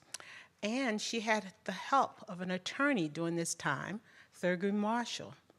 And with the help of Thurgood Marshall, we were known as the first Brown versus the Board of Education, and we won and got equal rights for all teachers, equal salary for all teachers in the state of Maryland. Other stories you hear about is that the homecoming parades used to consist of convertible cars, and folks would wave through them, but when the blacks joined, they said that the parades now consisted of flatbed trucks and tractors bringing the folks through on the parade. Everything in Calvert was segregated. Our former NAACP president, Joyce Freeling, tells a story about her when she was 4 or 5 years old. She became very ill, and her parents took her to the segregated hospital in Prince Frederick. She had a burst appendix, and they could not put her in the hospital with the whites. And then they said that they found a place in the laundry room to be able to treat her. Those are the things that's going on. As you heard earlier, there were more blacks than whites living in the county during their area. But many blacks had to move because of jobs. The two major employers during this time were the Calvert Hospital and the Calvert government. And blacks were usually hired as blue-collar workers, maintenance folks, and things like that. So to get a better job, they migrated out of the county. In the military life, records show that those who was drafted during World War II and the Korean War indicate that blacks were drafted first, and then the whites were drafted after the list of eligible blacks were exhausted.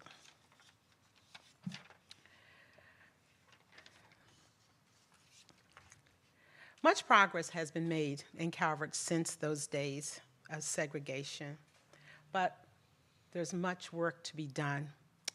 Still today, blacks make up a very small portion of the population in Calvert, but a very large percentage of those arrested and incarcerated. Not too long ago, a group of high school students were arrested for spraying their very offensive N-word over the athletic fields. during the election, during this recent elections, we had we discovered that there were swastikas put on one of the presidential candidates' campaign signs.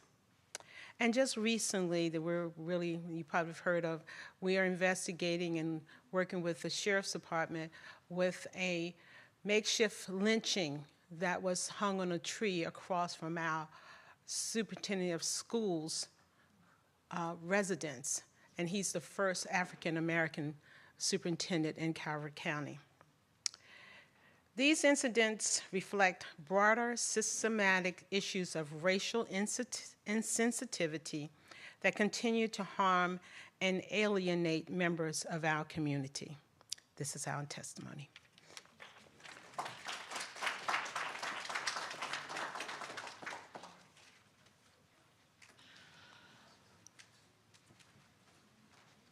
Thank you, Ms. Harris.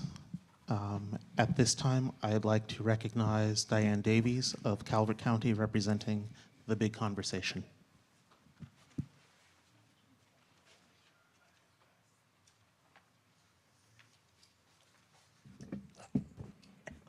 Thank you. Members of the Commission, thank you for the opportunity to speak. My name is Diane Davies. I am chairperson of the Big Conversation Partners in Dismantling Racism and Privilege in Southern Maryland, and we are 33 different partner organizations.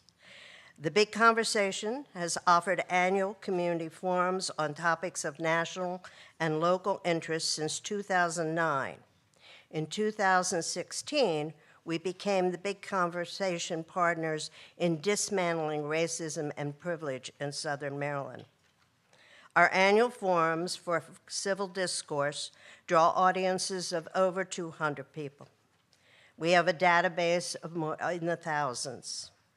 The Southern Maryland History Coalition and website accessing the diverse history of Southern Maryland are products of our ongoing work, and we have additional information for you up here on the table if you would like to know more. The Commission and representatives from the 3 counties who have worked on this hearing are to be commended for their efforts and perseverance. Revealing and acknowledging the truth in our local history is difficult, we know. The Big Conversation thanks you. The focus in this hearing is on the history of lynching in Southern Maryland, including the lynching of Benjamin Hance in 1876 and Charles Whitley or Whiteley in 1886, and the impact on its descendants. The Big Conversation's remarks will focus on the present and future. The dreadful acts were acts of intimidation and the denying of the human rights of a fair trial, no matter what the circumstances. What happened then has impacted our present-day community, adults and youth. But first, some background information. According to the Cambridge English Dictionary, there are 2 definitions of noose. A noose is a large loop at the end of a rope that gets smaller when you pull it.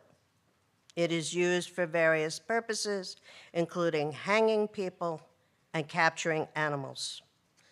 The term, number 2, the term can also be used metaphorically to describe making a situation more difficult for someone.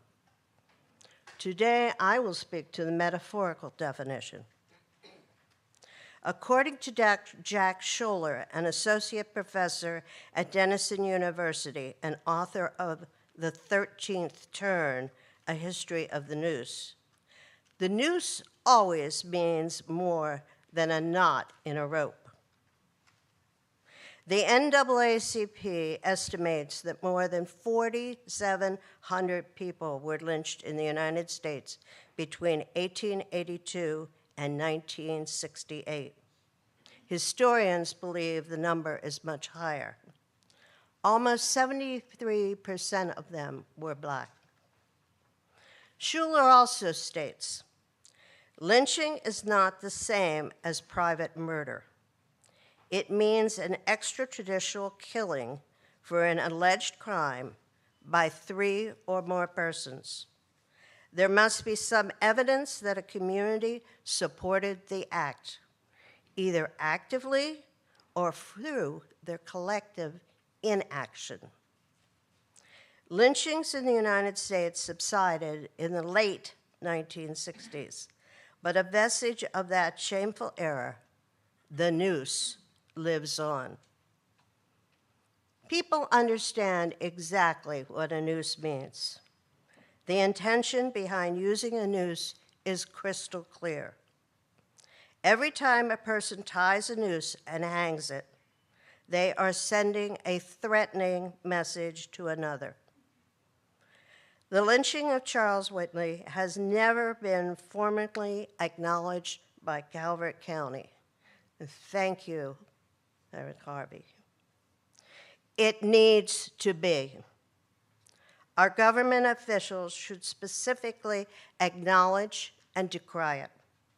Because the act has never been acknowledged, it continues to leave an unspoken message that acts of intimidation are acceptable in the county. This is borne out by the present day acts of intimidation. According to the Southern Maryland News and the Bayonet of Calvert County, local papers, in 2016, at least 5 nooses were found on construction sites in different places. In August 8, 2020, Calvert High School discovered racist graffiti on its football field. February 2024, Calvert Middle School students, some Calvert Middle School students, were facing hate crime charges, accused of harassing a classmate with Nazi salutes and drawing swastikas. This fall, 2024, as Ms. Harris pointed out, several swastikas were displayed on road signs in Calvert. And then finally, in the past month, we had the incident of the enacting of a lynching. The acts of intimidation and acts of hate have not stopped. Our children are now involved. The acts will not end until leadership acts. Listening to the people of Calvert County over the years, the big conversation conveys these 7 suggestions.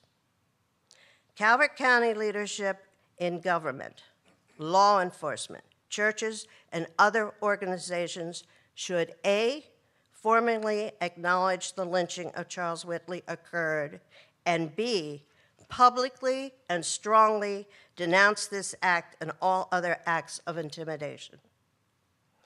2, install an equal justice initiative marker, like the one in St. Mary's for Benjamin Hance.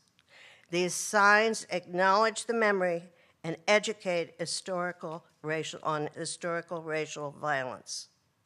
3, incorporate full and truthful local history in the schools. 4, support and finance programs that inform teachers and the community regarding the full and truthful history of Calvert County and Southern Maryland. 5, support the funding of short documentaries posted online about Calvert County's history. Tell the full story, such as Charles County is doing. 6, support opening the silos that now hold Calvert County's African American history and encourage the telling of the full story. Support the efforts of the Historical Society, Jefferson Patterson Park, the Calvert Marine Museum, the Bayside Museum, the College of Southern Maryland, and others. Assure that they are telling the full history of all the people. And finally, 7, support the work of the Southern Maryland National Heritage Area. The commission hearing has focused on the damage done to victims and their descendants, rightly so. Let us also address the damage that the lynching events did and are doing to our community. Until the community stands up, states that this behavior and other acts of intimidation are not acceptable in our community, the acts will continue. A community cannot repair itself until it recognizes its past. Thank you for the privilege to speak. I am humbled.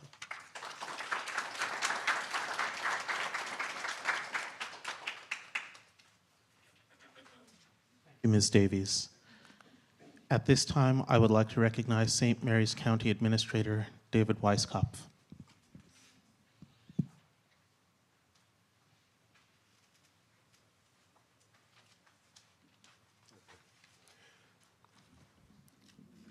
Thank you for that. It's powerful stuff, you know, sitting here listening to it all today. But what I want to do, as he said, my name is David Weiskopf. I'm the County Administrator for St. Mary's. And on behalf of the County Commissioners, welcome everyone to St. Mary's. And thank you for being here. And thank the Commission for putting this on. In a past life, I was also an attorney, and I was the former county attorney. And so what I'd like to do is speak about the pardons that were given by Governor Hogan in 2021. As lawyers, we believe that the rule of law and its just application matters. And the long journey of restoring dignity to these men in 2021 that were unjustly slain started when the Maryland Lynching Memorial Project and middle school students in Towson petitioned the governor to issue a posthumous pardon for Howard Cooper, a 15-year-old lynching victim from Baltimore County. And after receiving this petition, Governor Hogan directed his legal counsel to review all known accounts of racial lynching in Maryland. And as a result of that review, he issued, I believe, 34 pardons, acknowledging the identified victims of racial terror lynchings between the years of 1854 and 1933. His pardon absolved them from any guilt of their alleged offenses and exempted them from any pains and penalties imposed upon them. And Mr. Hance and Mr. Whitley are both recipients of that pardon. And so a pardon is defined as the act of officially nullifying punishment or other legal consequences of a crime. The origins of pardoning in the United States can be traced back through English history when the first recorded pardon was roughly 1,350 years ago. Then a pardon was the king's right to grant mercy from a breach of the king's peace. The practice of formal pardons has endured in Anglo-Saxon law ever since and can be found in the codes of William the Conqueror and in the Magna Carta. And also granted in the Magna Carta on that day in Runnymede in June of 1215 are those other famous and enduring rights that bring us here today. The notions that no free man shall be seized, imprisoned, dispossessed, outlawed, exiled, or ruined in any way, nor in any way proceeded against, except by the lawful judgment of his peers and the law of the land. And the other is that to no one will we sell, and to no one will we deny or delay right or justice. And the right to pardon is found in the United States and Maryland constitutions and is the executive's extraordinary means to better administer justice, or as in what brings us here today, to correct extraordinary wrongs. Our American system of justice is supposed to be fair and equal, no matter who you are or what you look like.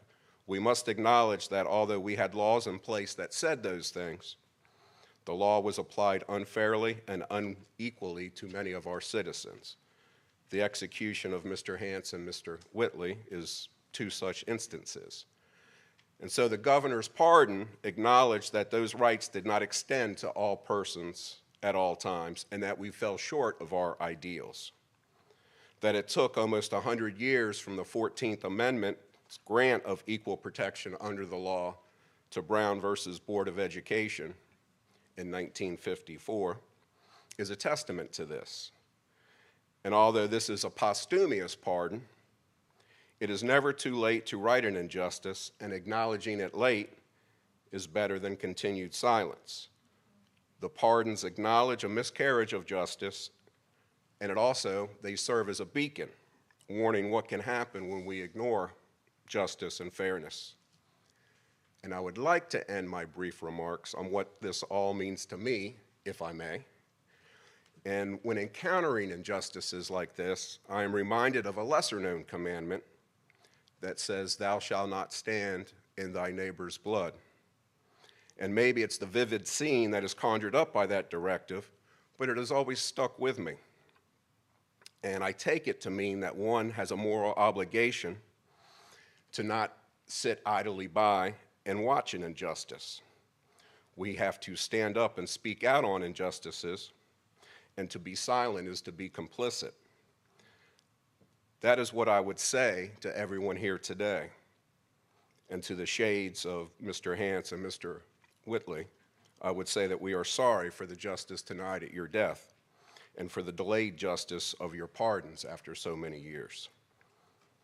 May you take solace in the words of Socrates, who said it is far better to suffer an injustice than to do an injustice. Thank you.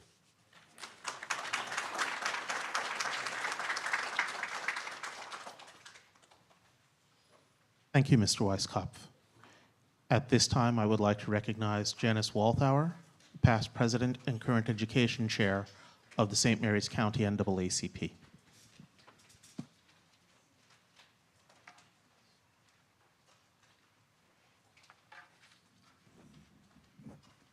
Good afternoon, Commissioners. I am Janice Talbert Walthour. I was a child who grew up during segregation, the Jim Crow era here in Maryland. I was born here in the county 82 years after slavery ended in Maryland. Therefore, by law, I was no longer a commodity to buy and sell because of the color of my skin. I was born 59 years after the lynching of Benjamin Hance, who lived for 22 years on this earth under the veil of black codes and Jim Crow laws. Hance was born in 1845, and I was born in 1946. In my research for this testimony, I found that we both lived the experience of a nation divided, a nation that our children are experiencing today. Black codes were restrictive laws designed to limit the freedom of African Americans and ensure their availability as cheap labor force after slavery was abolished. According to the Maryland Archives, these laws prohibited them from moving to Maryland from other states or returning to Maryland after working elsewhere, required them to have a pass from their home county justices to travel outside of their county. They were restricted in what property they could own.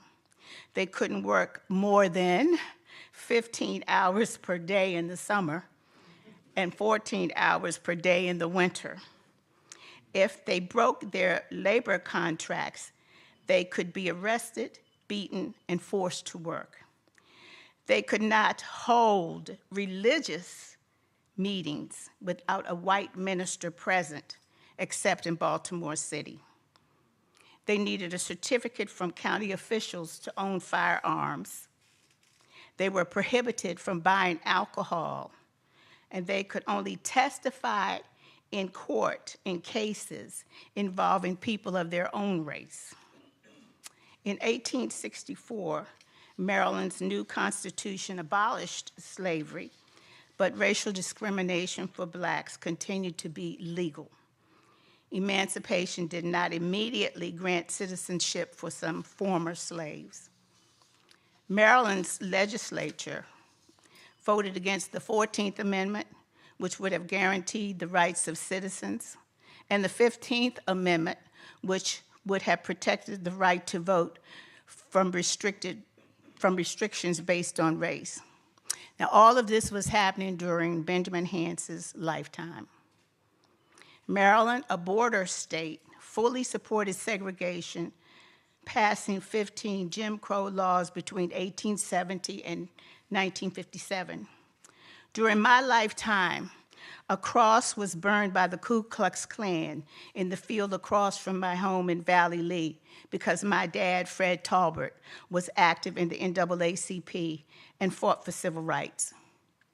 I went to a segregated school. Black people sat in the back of the local Catholic church and went to communion last. I remember the hit and run of a young man who was killed walking on Route 249 near our home. We were told that white boys hit him. The killers were never found. I could go on and conjure up more unhappy and angry emotions, but I do want to spend this time embracing the heart of the Commission's mission, and that is the pursuit of justice and healing for the victims of lynching and their descendants. You are also tasked with developing recommendations for restorative justice to address the legacy of lynching in Maryland. So here are some things I would like you to consider. Restorative justice is a victim-centered, community-based approach for responding to crime. It focuses on the harm that was caused and what's needed to happen to make things better.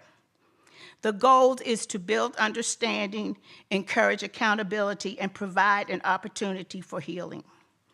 There is a movement in Maryland to establish restorative practice schools.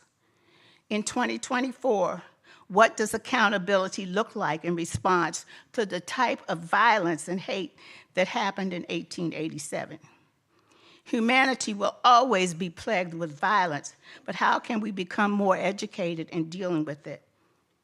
Public schools are microcosms of society. We must assess community needs and work collectively in our schools and the community to meet those needs. Current data show that in our schools, fighting and physical attacks are the major offenses that cause suspensions, expulsions, and arrests. There are school shootings, gangs in schools, bullying, and more. Our youth are dealing with mental health issues, mood disorders, trauma and abuse or neglect, substance abuse, access to weapons, poverty, peer pressure, violence in media, low self-worth, difficulty controlling emotions, false beliefs that intimidation will gain respect, and belief that violence will solve problems, and the lack of strategies for social problem solving. I believe that finding peace or ways of finding peace is how we heal.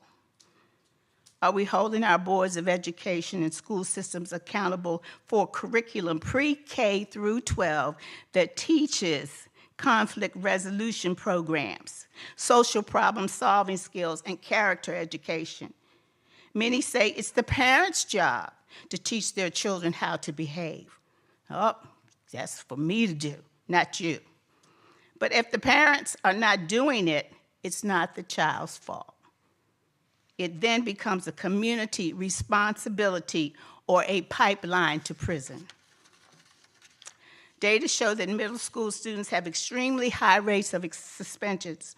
Students get up at 5:15 a.m. to get ready for school that starts at 7:30 and out at 2. Many are latchkey kids who are home alone or out in the neighborhood unsupervised. And guess what happens then?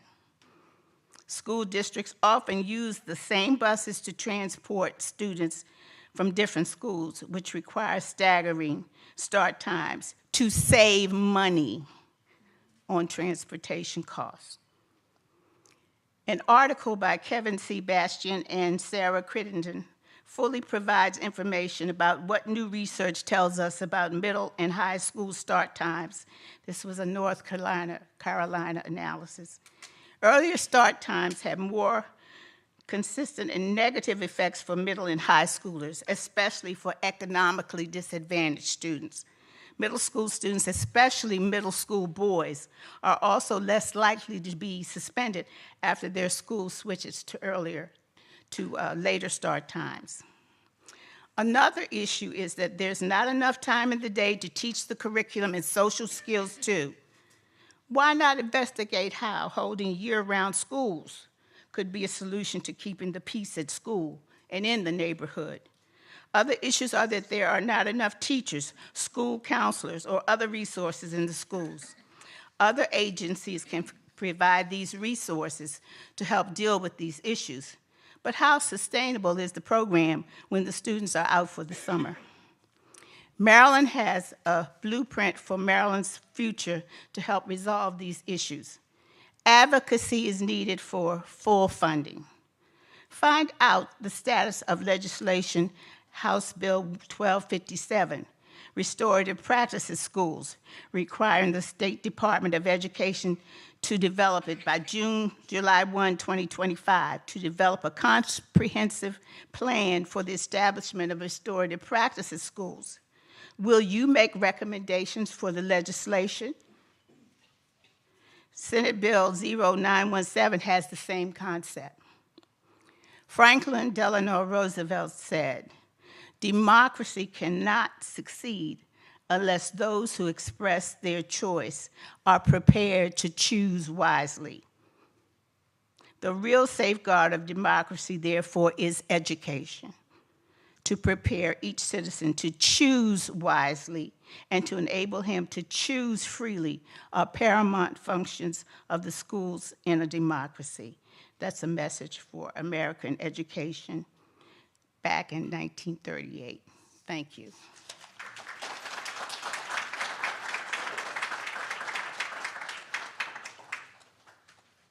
Thank you, Ms. Walthour. At this time, I would like to recognize the Reverend Greg Seiler of Resurrection Parish in St. Mary's County.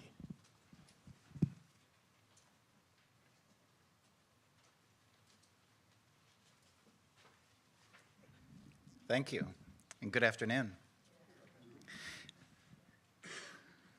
Resurrection Parish is an Episcopal parish community in St. Mary's County with two locations, Church of the Ascension in Lexington Park on Great Mills Road and St. George's Episcopal Church in Valley Lee.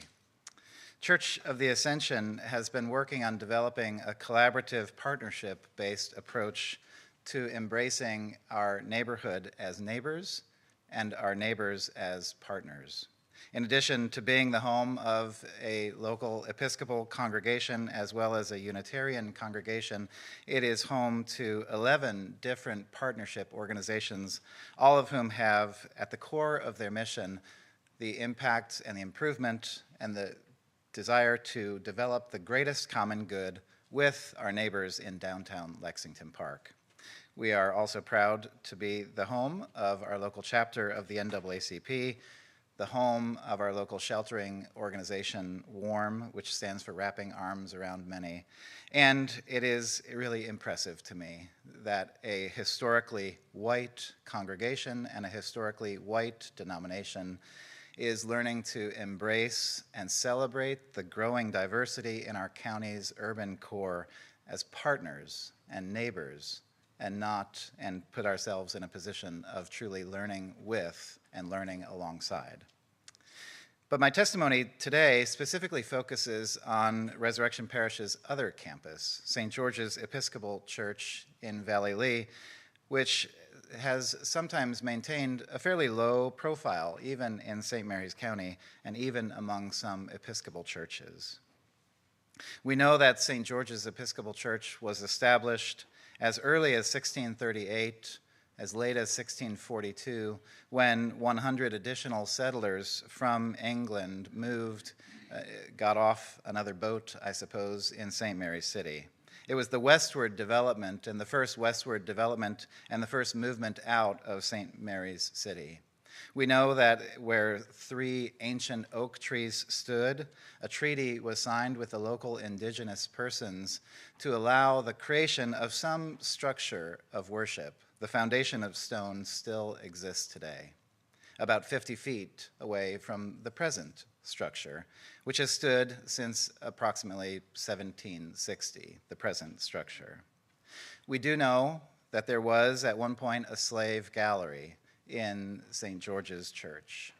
Not only were enslaved persons required to sit elsewhere, We do not have any documentary evidence that they were ever receiving communion, although they were expected to be in worship.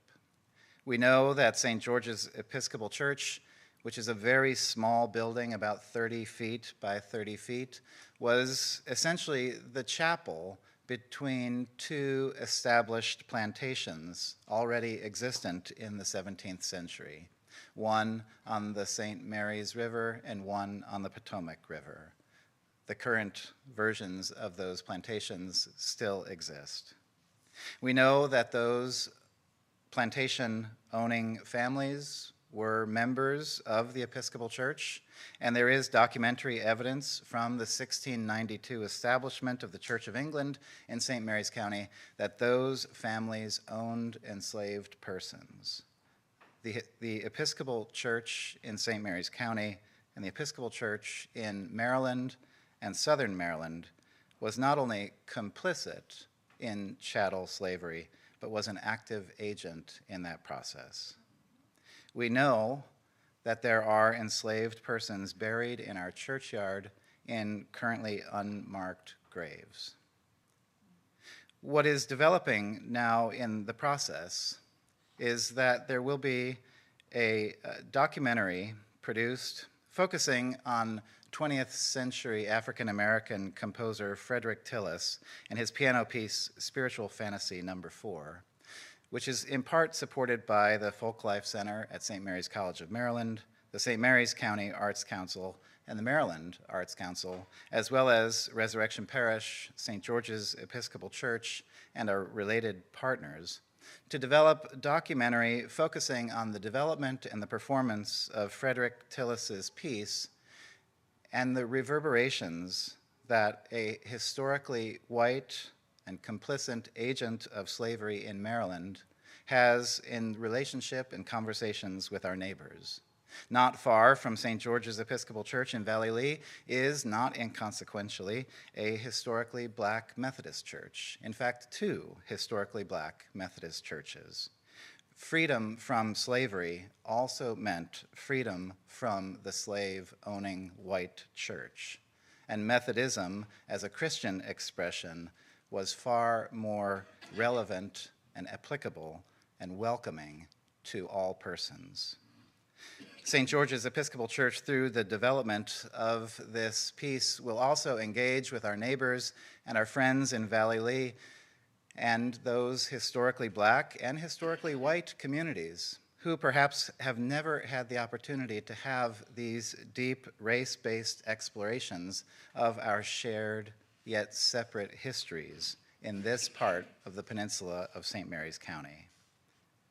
Not only will there be the development of this documentary piece, which will focus on the history of racial segregation and its reverberations today, but we will embrace the process as the Episcopal Church, together with our neighbors and friends in Valley Lee and that part of St. Mary's County, to erect a suitable monument developed in relationship with all families in and around Valley Lee, to be memorialized and placed in what local persons call the swale of the churchyard, where legend has it, at least, we suspect that enslaved persons were buried and never marked. That memorial will be large and suitable and will contain on it words of repentance and the desire to be an agent of reconciliation in our community. Throughout all of this, we look forward to the ways in which the arts, our partnerships, and our work towards social justice might impact at least the future telling of our story, which has not been one in which the dignity of all persons has been affirmed. Thank you.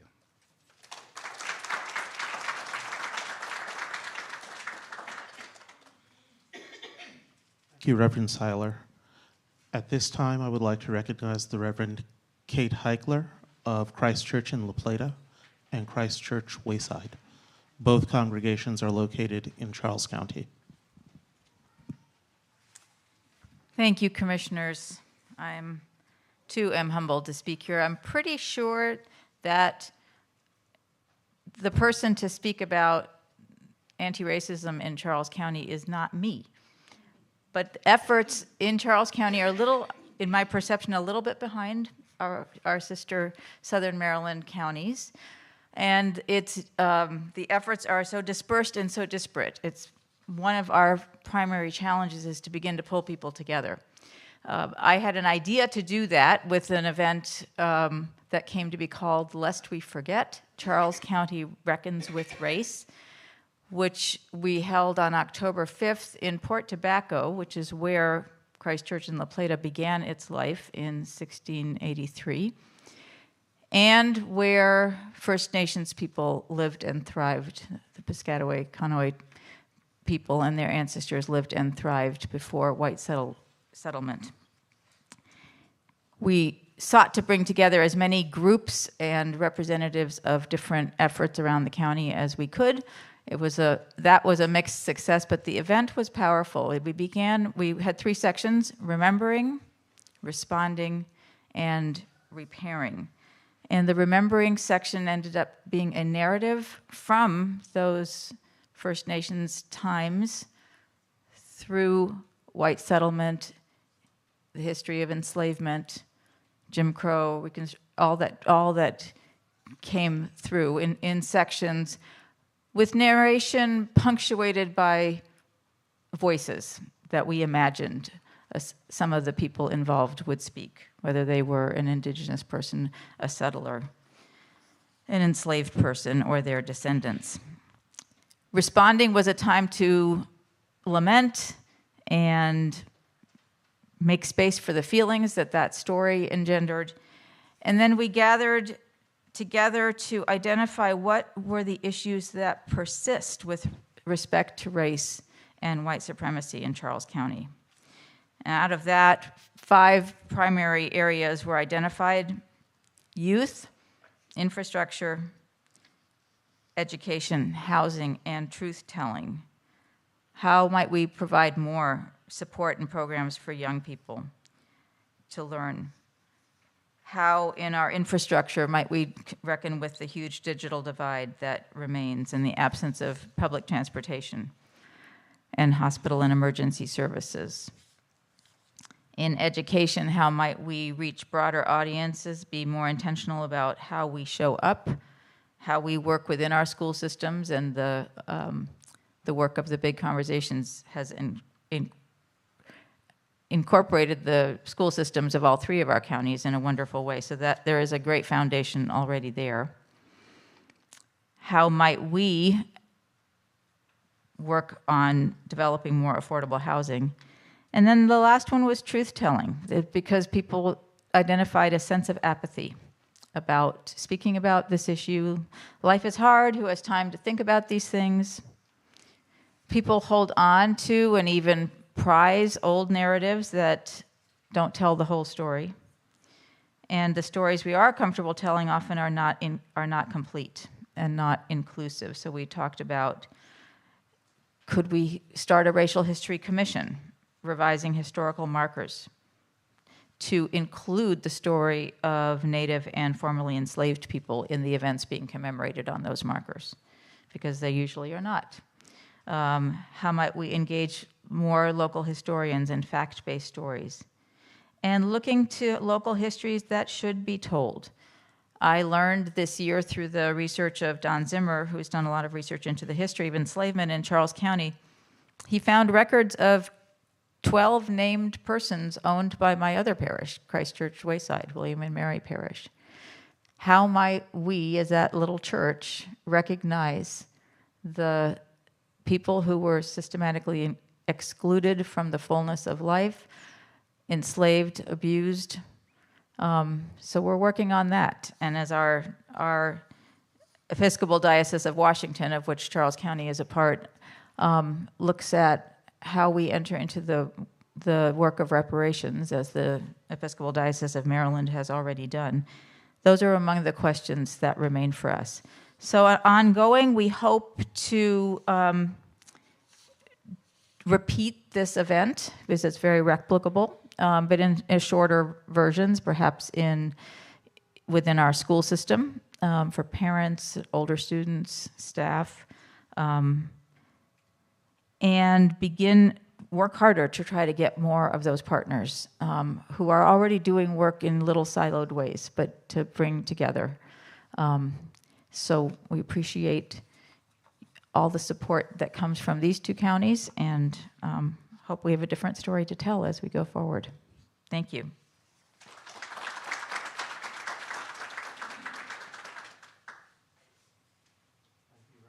Thank you, Reverend Heichler. And again, I just want to thank all of the individuals who have presented testimony at the hearing today. At this time, we will prepare for the final phase of this hearing, the time for public comment. And at this time, I recognize Commissioner Amy Millen, who leads the Logistics Committee of the Commission, who will read the public comments submitted via email during the course of the hearing. I'm going to reread the procedure of how to submit comments. Comments and questions may be provided via the email to mltrc@maryland.gov, on paper provided by Trish Boyle-Floyd, who has her hand up if you prefer to write them while you're here, or you may come forward and speak from the podium. Please provide your name and organizational affiliation, if any, and limit your comment or question to no more than 3 sentences. Questions and comments must be limited to the topic of discussion for today's hearing. If your comment or question is off topic, it will not be included in the hearing. Comments and questions should be presented with decorum and the respect appropriate for conducting this public hearing. Any comments or questions containing obscene language or language inciting imminent violence will not be addressed.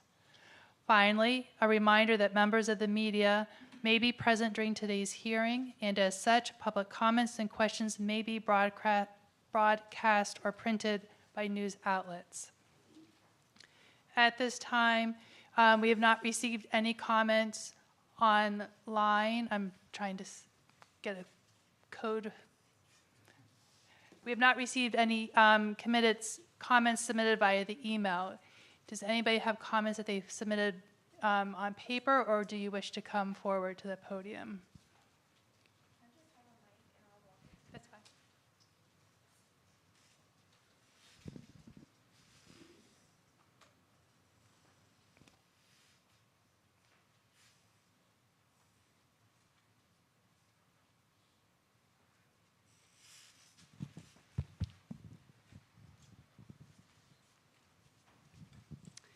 I just want to thank the Maryland Lynching Truth and Reconciliation Commission for making it down to Southern Maryland because we have a lot of stories to tell, and a lot of them are hidden, very deeply hidden.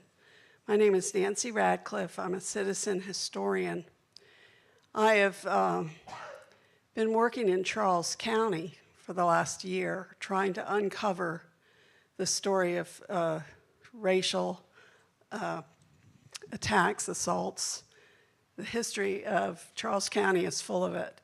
And the story, there's only one documented lynching in Charles County. It's of a white man of English descent. He was an English immigrant. But there were some public executions that were absolutely horrendous. And I know that's not part of the commission, but I think it points to the fact that there must have been lynchings that have not been uncovered. Port Tobacco, Maryland witnessed, there were hundreds of people in attendance, the execution of 3 black men in the late 1800s. And there were, I think they brought in close to 200 militia members. There were heavy militias all through Charles County during the Civil War and after. And they were afraid that there was going to be an uprising in Port Tobacco because of these public executions. So anyway, I'm just saying we need to find the information and make the reconciliation. I don't know how long your commission is going to exist. I know that's probably up in the air right now, but if you have any researchers, anybody who can help uncover the story, we would appreciate it. Thank you for your comments. I don't know if anybody on the commission would like to respond to that. I will just say that we do have a sunset of June 2026. We have to have our final report in by the end of December 2025, and then the commission will sunset 6 months after that. And I'll just add as well, I know we can be in communication after the hearing today, and I do want to apologize for not mentioning the lynching that occurred in Charles County, as was alluded to, doesn't meet the definition of the commission's purview as a racial terror lynching, but that does not mean it's unrelated to the context of what we're talking about here. So it certainly needs to be a part of the record, if not something that's informing how we understand the other cases that we are addressing. So we can certainly continue that conversation and bring to bear some of the resources that the commission has, particularly our partners and repositories that hold that information. So thank you for sharing that.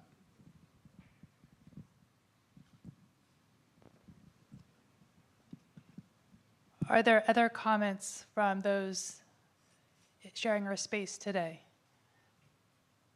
You can come forward to the podium, or we can bring the microphone to you. Comments or questions, reflections?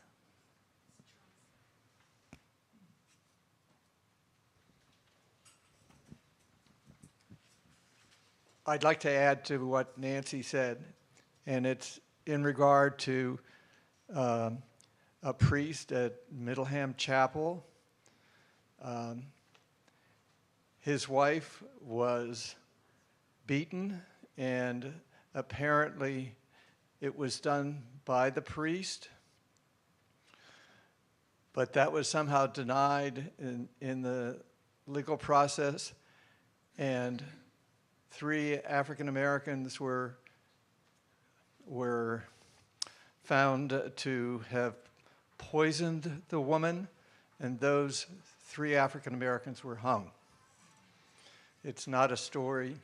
It is in our history, but it's just another example of the terrible way that African Americans, and the enslaved in particular, were treated in Southern Maryland and Calvert. I'm Hugh Davies. I chair the Southern Maryland Equity and History Coalition, and I'm a member of Middleham and St. Peter's Parish. And we're very sorry for what happened in our history.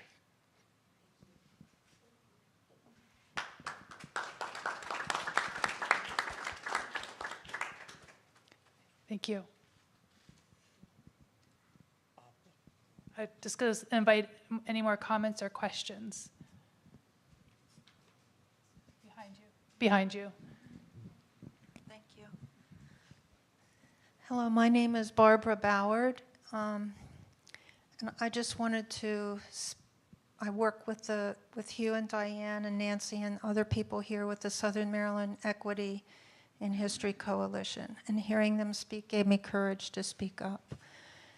A couple of the speakers have noted incident that happened this week in my county. I live in Calvert County, and that was, I believe, at the home adjacent to our African American school superintendent. There was a human form hung from a tree. When you look at the picture, it looks like the photographs that we saw a couple of weeks ago in Baltimore at the conference about lynching in Maryland. So I just wanted everyone to be aware that this is happening in our county. I did hear someone say that the NAACP and the Sheriff's Department are looking into it, but please, sometimes we get forgotten down here in Southern Maryland, so those of you who are coming from other places, please remember that this is going on right now, and I thank you for your time.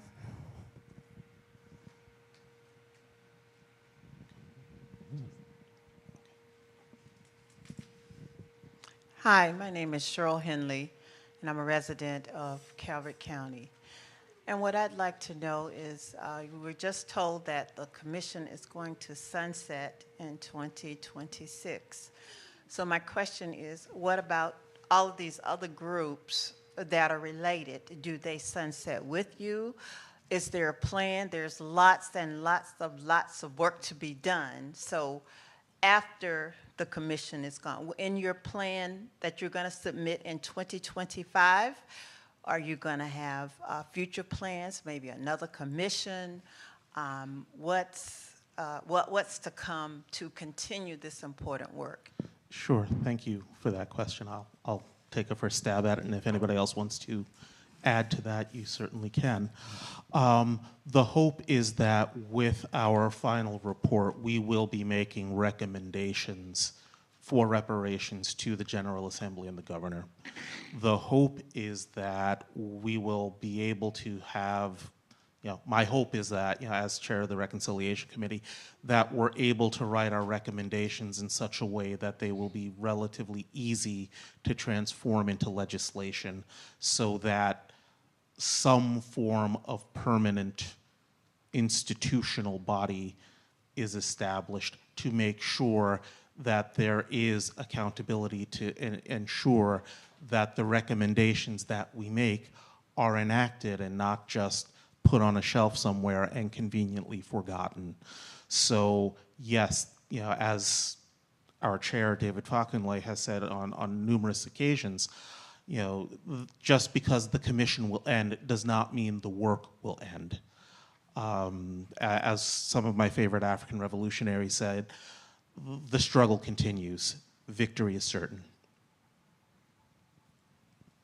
I would just like to add a response that today we've heard from a number of individuals who are working at a local level to build bridges and advance racial justice. And so their organization and the work that they're doing, while they're supporting, through their testimony, our commission and our hearing, their work is also independent from us. And I'm not aware of any sunset that they have, especially not statutorily. So I would just encourage you to reach out and connect with some of the people that you've heard from today if you would like to be involved in those efforts and see how you could contribute and work with them as well. Thank you. I have a quick follow-up as well. This is piggybacking on the current conversation thread as well as a question that was posted online.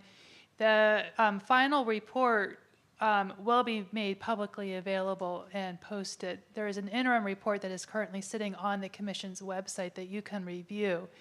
So the question that was written online, will it be made available for sharing with other states? Yes, it'll be a public report. Anybody will have access to that. And I would like to add as well, I know this is an extremely important question because obviously this work is ongoing and we need to be collaborative. I do want to note that most of the members of the commission are not state employees. Some are with agencies that are represented, but we all represent other organizations and institutions that I think most of our missions also reflect this commitment to education, social justice, et cetera. So, when I think about my role in particular and some of the recommendations we've heard today, as well as at prior hearings around education, around curriculum reform, professional development, support for teachers, these are things that museums, universities, archival repositories, these are already responsibilities that we are attached to and that we need to, just double down on our commitment, knowing the truth and knowing the facts and having the primary sources available to us. So I can, give my personal commitment to that, as well as reflect what what I think most of my colleagues would say is that our institutions will continue this work beyond the life of the commission as well. Thank you. I think there's another question or two in the back. I had a comment. My name's Elfrida Talbert Mathis, Janice's sister. I'm proud of you, Janice. You did a great job. But I'm so thankful that I got up out of my bed this morning and came here. It was a blessing, and a blessing for me are all of you who chose to attend as well. And I grew up in St. Mary's County, and so Janice and I have similar experiences. And I felt like I was living in two places. The St. Mary's County for blacks and St. Mary's County for whites. And I think we did a great job on the black side. Now, I don't know about the white side. Of really replicating community experiences that were good for young people and older people, traditions. And so I just wanted to share, and what I'm going to say next came from Guthrie Smith, who originally was born and raised in St. Mary's County, Calvert County people, but he's lived most of his life in Calvert County. And he worked for the Maryland State Department of Education as well as Calvert County. And he shared an African experience during a presentation where his father was being honored as a Buffalo soldier. So he said, and I have shared this most recently, and I want you all to remember this and share it, because this whole experience says, I see you. Now, the African experience was people entered villages, and that was their greeting. So the people that lived in the village would say, I see you. And the response would be, and I am here. So that really grabs your heart. So that's what this is all about, seeing each other and not missing opportunities to see and know each other. Now, I have a personal philosophy, and I actually thank the good Lord for all this little mess that's going on in our United States of America, because we cannot solve problems if they keep being hidden under the table. So the more that come out, the better off we are, better off our future is, our kids, because they expose you. We can't let this stuff keep being hidden. We all, my grandfather was a teacher in St. Mary's County, born in 1861. And my experiences, I mean, I was born in 1945. So I'm the older sister, so I just tell her what to do. So. But anyway, my experiences are totally different. And I have a philosophy that I know more people in love than I do in hate. So thank you all.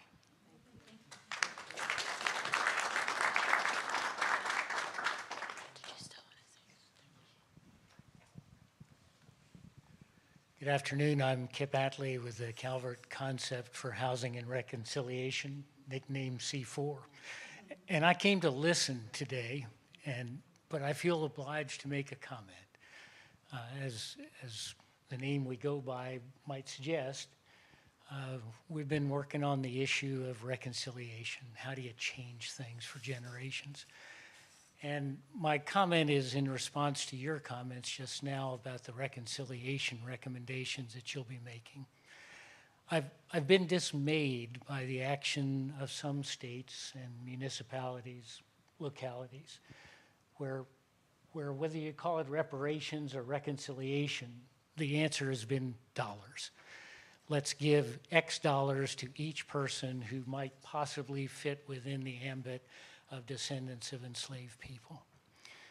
And my observation is that's wholly inadequate. Real harm exists today in the form of people who are descendants of enslaved people. Their circumstances have been damaged by their families' histories, and their ability often has been impaired to succeed even now.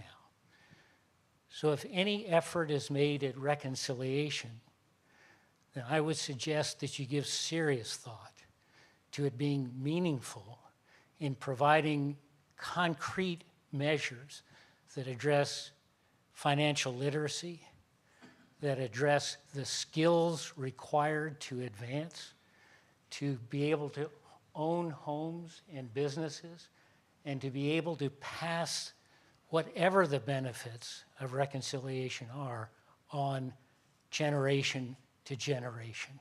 Please do not consider a payment of conscience money reconciliation. It may be, probably must be an element, but it's probably the least part of achieving reconciliation in a meaningful way. Thank you.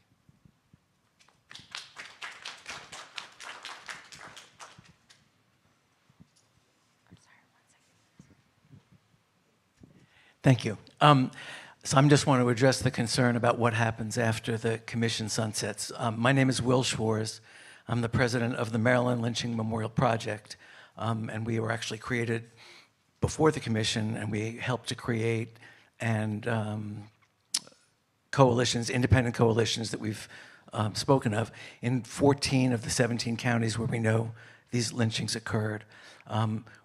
We're a 501c3. We are not sunsetted, and we're going to continue to do the work of remembrance and reconciliation.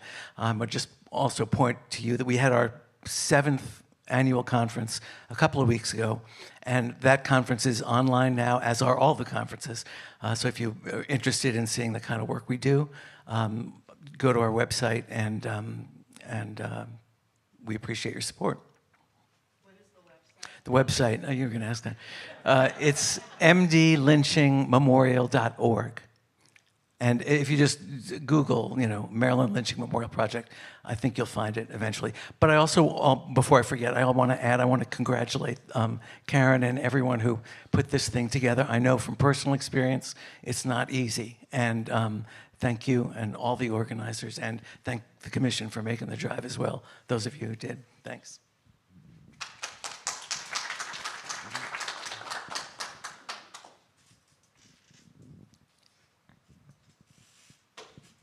Hello, my name is Linda Thomas, and I want to thank you all for being here. And in regards to reconciliation, I hope that emphasis would be on education. And my concern as a citizen of Lexington Park, Maryland, and St. Mary's County, the emphasis, a lot of it be on literacy. We have, in particular, a school in Lexington Park that's over 70% diversity. And the literacy rate is in the single digits. And we need to address that, because education is the key, and you get out what you put in. And pushing the can down the road with an elementary school where kids are illiterate and passing them on to the middle schools, which becomes problems in the middle schools, and then problems on to the high school, is not the answer. I'm hoping that you will look at that, and particularly as it is to schools that are heavily populated with minority students. And I believe that and not addressing that is a key to the pipeline.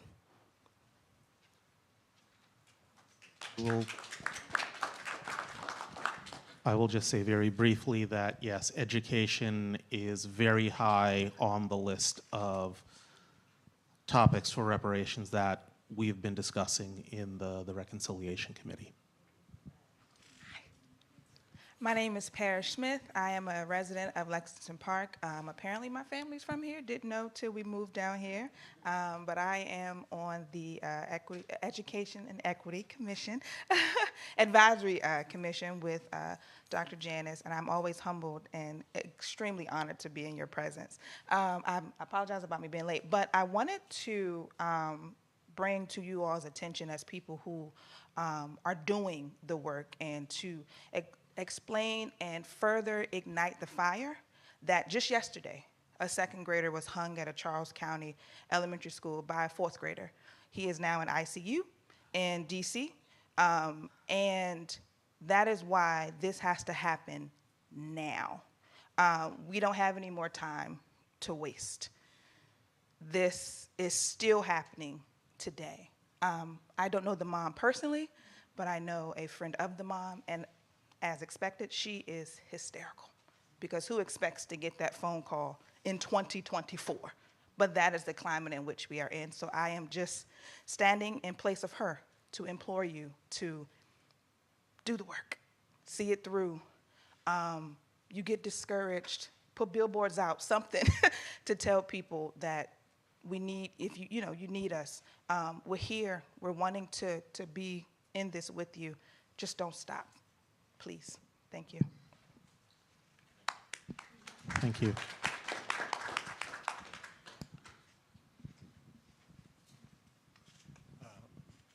My wife and several others here are part of the Southern Maryland Equity and History Coalition. There are two key aspects to that. One is developing a website, which we've done, that consolidates this history. The second is interacting with the schools to make sure that the message and the website and the history gets through to teachers. We have done that specifically through 3 Teachers Institutes over the last summer. We obtained MDSE credit for the institutes, and we had 70 teachers registered, and several of them go through the full course. I encourage you to include this model and support for this initiative within your recommendations. I can give you a lot more information about this if that would be helpful. Thank you. That would be very helpful, actually, and if you could submit that, through the commission website, we would be most grateful. Okay, very good. Thank you. I'm just going to make one quick comment. Our biggest enemy is silence. And I hope and pray that once the commission makes its report, others who have been silent, the few who seem to have the ability to silence the truth, that will stop. And it's going to take the state to do that.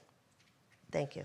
Thank you. Yeah, just very quickly in response to that, many of you may not know, I work in the DEI, yes, I'm going to say diversity, equity, and inclusion space, and so I oftentimes say my job is to be a professional pain in the ass. So, yeah, you can be sure I'm not letting this one go quiet or silently. The whole point of lynching, or a significant element of it, was the enforced intentional silencing of African American communities and silencing also the white communities, and in many cases enforcing that complicity. So no, there's not going to be any silence, in the wake of this. And I would imagine we have enough other pains in the ass on the commission that we're not going to let this one go quietly. Hello. Again, my name is Reverend Dr. Andrea Cummings. I am the pastor of Zion United Methodist Church, the only historically black church in Lexington Park. United Methodist it is. And so there's a lot of history with the churches in Lexington Park and St. Mary's County.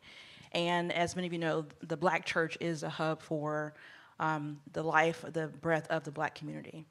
And so as part of thinking about the reparations and how the church could be a part of those efforts, may you consider those. Mount Zion and St. Indigo's was founded by an enslaved person. My church and also St. Luke's and also are home of colored troops. So we have a lot of histories, including St. Peter Claver's has a lot of history. So thinking about ways in which we can have, I know money is not everything, but money does help support black churches who have over time been functioning off little means. And so thinking about ways in which we can support the legacy of keeping black churches in our communities, as well as using us as a hub for educational purposes. We have a wealth of ways to do that, And being able to be a part of those conversations would be very imperative as we continue to do the work of reconciliation. Although it's interfaith, the church and the Black community is the heartbeat of our spirituality, but also the strength we find to keep fighting for injustices and the ways to make the world look like the kingdom of God. And so as you continue to work, may you involve the Black churches and the pastors and our colleagues in the ministry, the Episcopal churches here, other mainline denominations as well, to do the work together. And I look forward to seeing what that looks like. Thank you. We have one other question.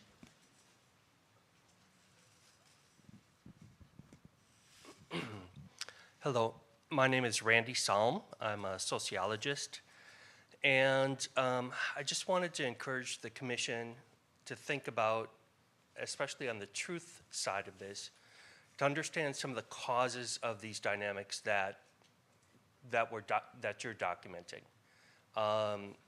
From my perspective, what I'm looking at are some of those underlying causes are cultural beliefs of white superiority, white supremacy, as we see up on the slide, and minority inferiority. So understanding those dynamics of those cultural beliefs and how widespread, if you read Isabella Wilkerson's Caste, for example, it's embedded throughout the whole society.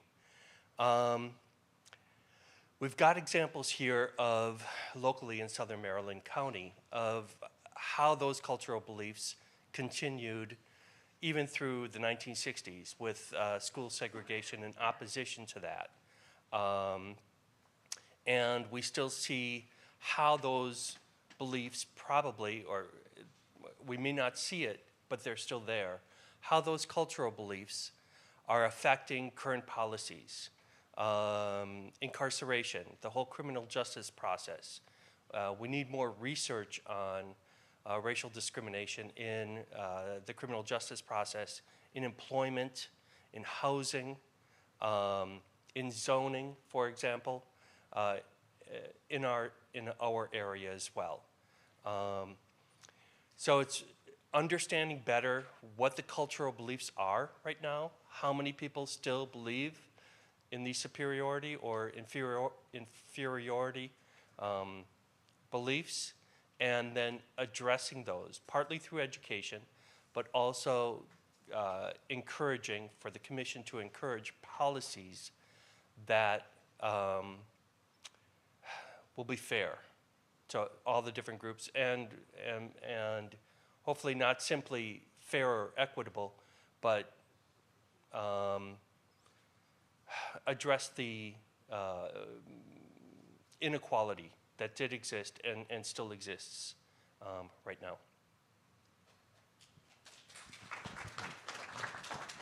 Thank you. Hi, I just wanted to say, Chris Haley, Maryland State Archives, Legacy of Slavery Program. I just want to say some of you guys are doing the work, and I want to make sure that you are acknowledged here. Maya and I spoke, I think a year or two ago, for Michael Kent and Kirsty Unila at an organization, at an event down in Calvert County. I've spoken to Calvert County so many times about the legacy of slavery and what is encompassed within our lives. Hugh Davies, Middleham Parish. I was wondering if you remembered me, but I've been there at least once or twice. I've been at Calvert County so many times. I've been at the St. Mary's City Hall, and I've been at the North Beach City Hall. So many of you are doing the work. So applaud yourselves for the fact that you are taking this on.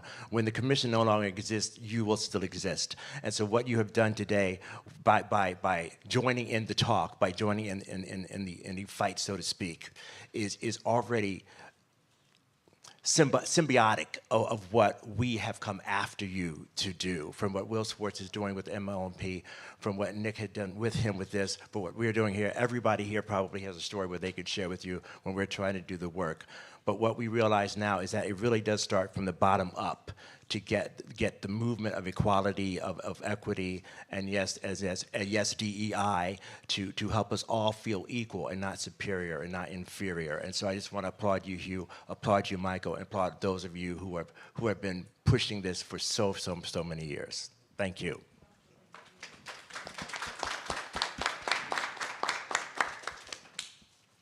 Thank you. At this time, there are no more online comments or questions. Are there any more in the room?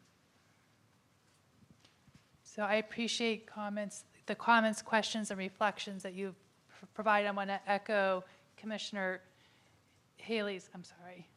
We're used to calling each other, yeah, we're used to calling each other's first names, and then I get stumped up. Anyway, thank you for your comments, and I agree you should give yourselves, recognize your own work as well. Hearing no more requests for the microphone, I'm going to officially state that this concludes the public comments portion of the hearing. Thank you, Commissioner Millen. And at this point, I'd like to recognize, are there any other elected officials who may have joined us since we've started? Because we do want to thank you for your presence and the support that you're giving the commission. Okay, hearing none, seeing none. Yes, we're rapidly barreling towards the end here.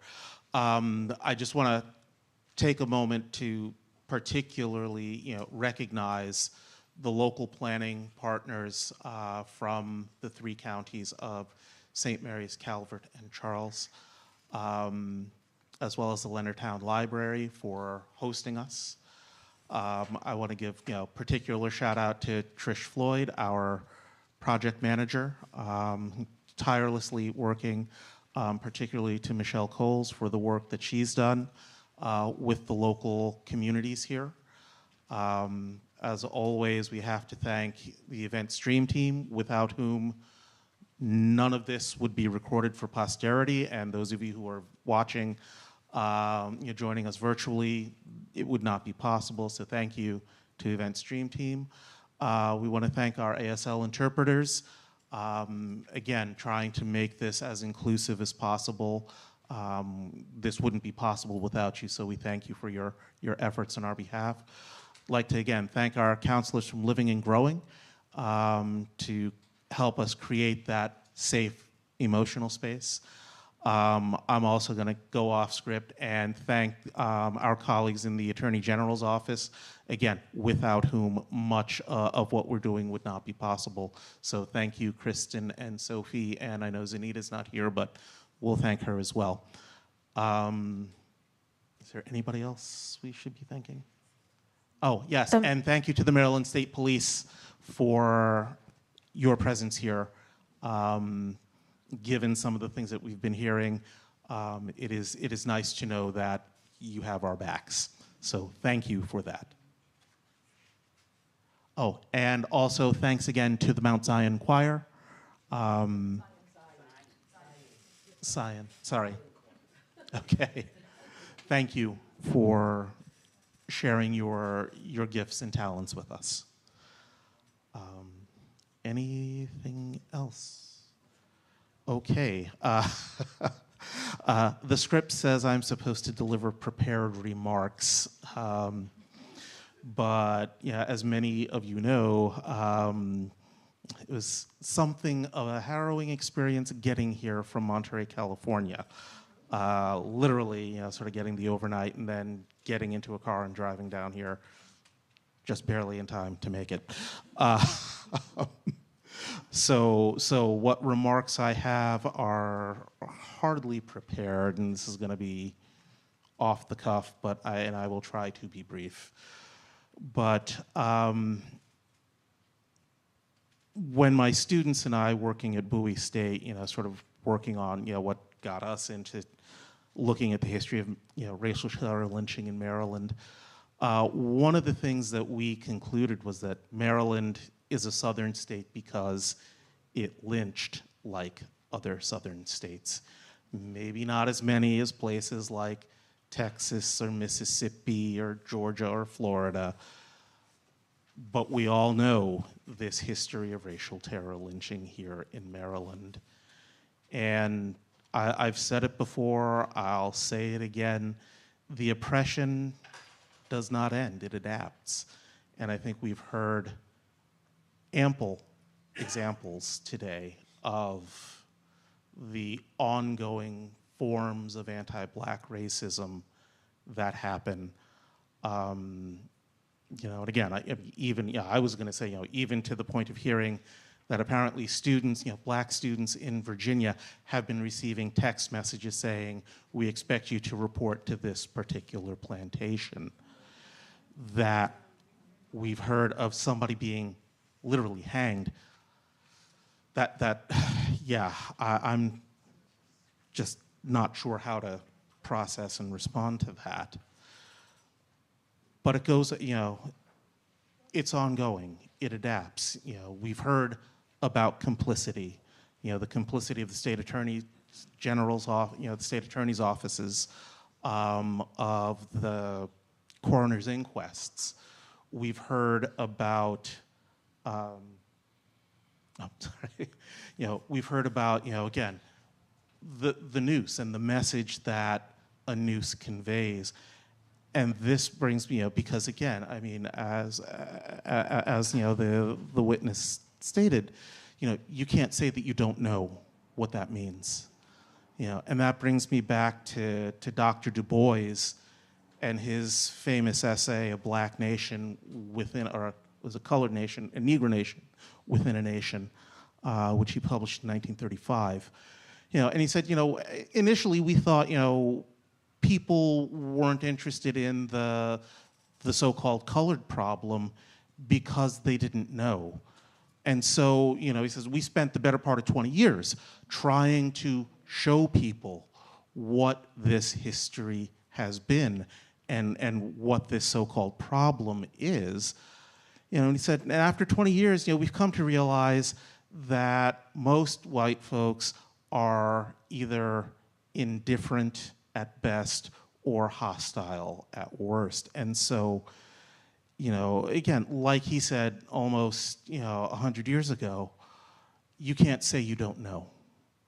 And educator Jane Elliott, sort of demonstrated that very forcefully, when she says, okay, those of you who want to be treated like black people, stand up. And again, when nobody stood up, she said, okay, maybe you didn't understand the question.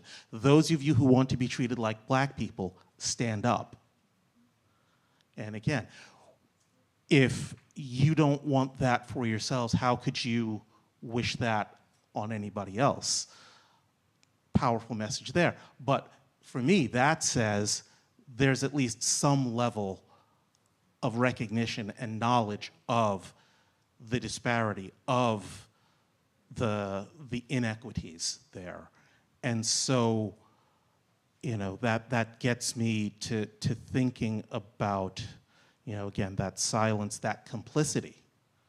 And again, I mean, Michelle Alexander, her famous book, The New Jim Crow, I've often said, well, if we've got a new Jim Crow, we need a new Niagara movement, or something along those lines to address this.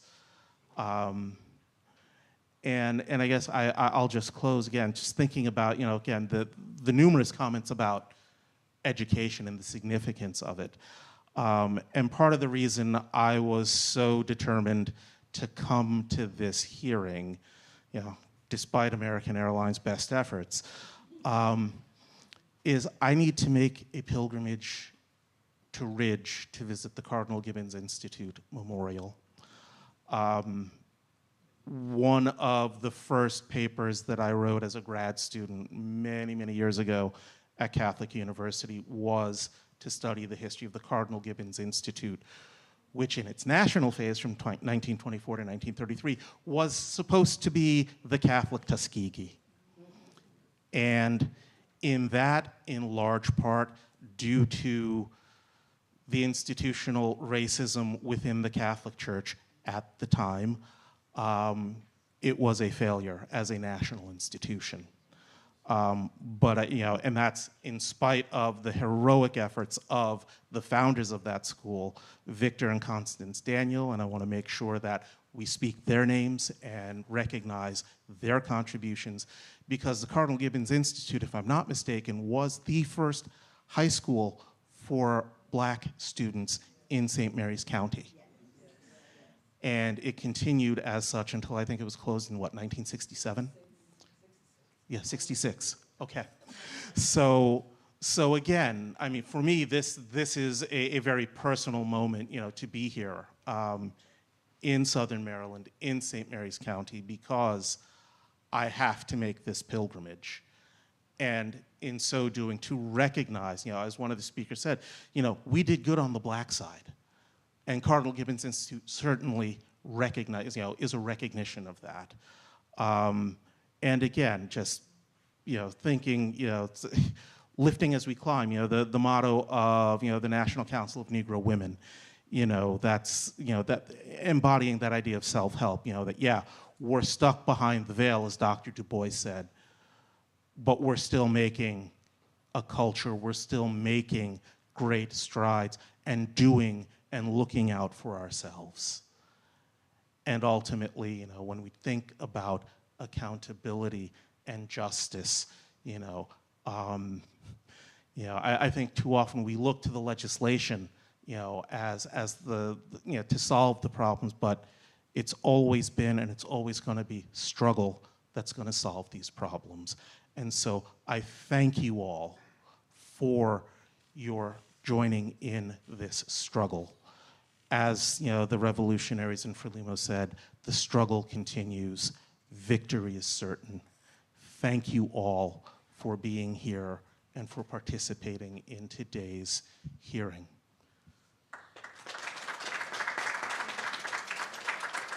Okay, and immediately following the official conclusion of this hearing, Reverend Heichler will offer an interfaith benediction, which will be followed by music as we leave this hearing space.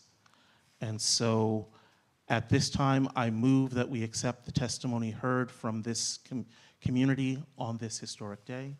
Do we have a second? Okay, are there any objections? Okay, so thank you all. We accept the testimony that has been presented today, and I will turn things over to Reverend Heichler.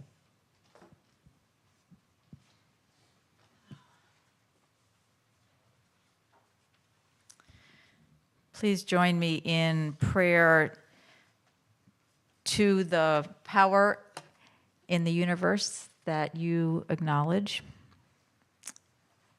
And if that is not part of your tradition, please bring your heart into this common desire. I'm going to offer a prayer and then share a poem I was just introduced to. God, whom we know by many names and in many ways, but always as a source of love, our hearts are heavy today. Heavy with grief for Charles Whiteley and Benjamin Hance, the terror and brutality with which they died. Grief for their families and neighborhoods and communities and all who heard about their lynchings.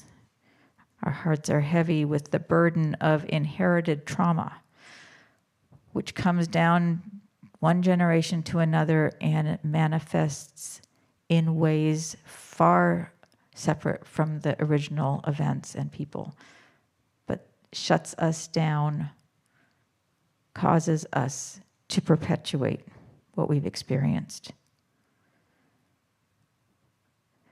Our hearts are heavy with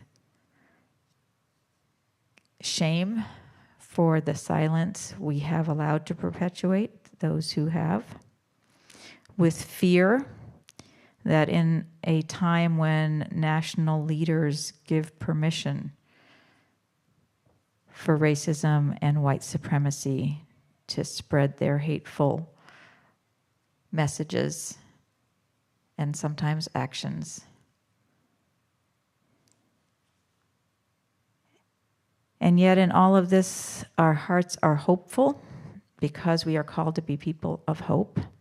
Strengthen us to continue to make known the truth, to speak it, offer it, celebrate it. Help us to lay down and share the privilege and wealth and networks that many of us enjoy. Help us to stand with those who are being bullied or abused, wherever it happens. Enable us to create a culture of justice, compassion, and wholeness in our communities, in which we can say to each one, I see you, and respond, I am here. And we do pray for this boy who has been grievously injured, for his healing and that of his family. And we pray for the boy who perpetrated, for the family that he came out of and the messages that he has been ingesting. We pray that this will be broken in us and that we might be agents. Amen. And this is a poem that was written the day after this election by a woman I don't know named Shalon Harkin. I think it speaks to us. It's when the earth shakes and foundations crumble that our light is called to rise up. It's when everything falls away and shakes us to the core and awakens all our hidden ghosts that we dig deeper to find once inaccessible strength. It's in times when division is fierce that we must reach for each other and hold each other much, much tighter. Do not fall away now. This is the time to rise. Your light is being summoned. Your integrity is being tested that it may stand more tall. When everything collapses, we must find within us that which is indomitable. Rise and find the strength in your heart. Rise and find the strength in each other. Burn through your devastation. Make it your fuel. Bring forth your light. Now is not the time to be afraid of the dark.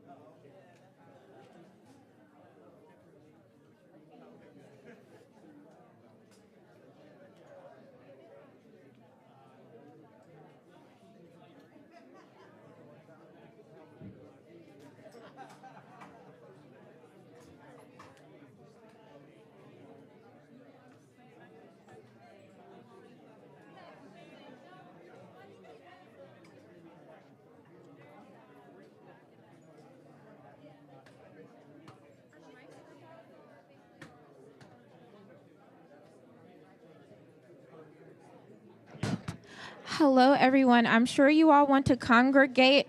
Hello, can you hear me? 1 second, please. Woo! 1 second, please. Thank you. I know you all want to congregate and continue the conversation, which is great, but if you all can congregate in the middle of the library, that will be great because we do have to sit down for another incoming event. Thank you so much.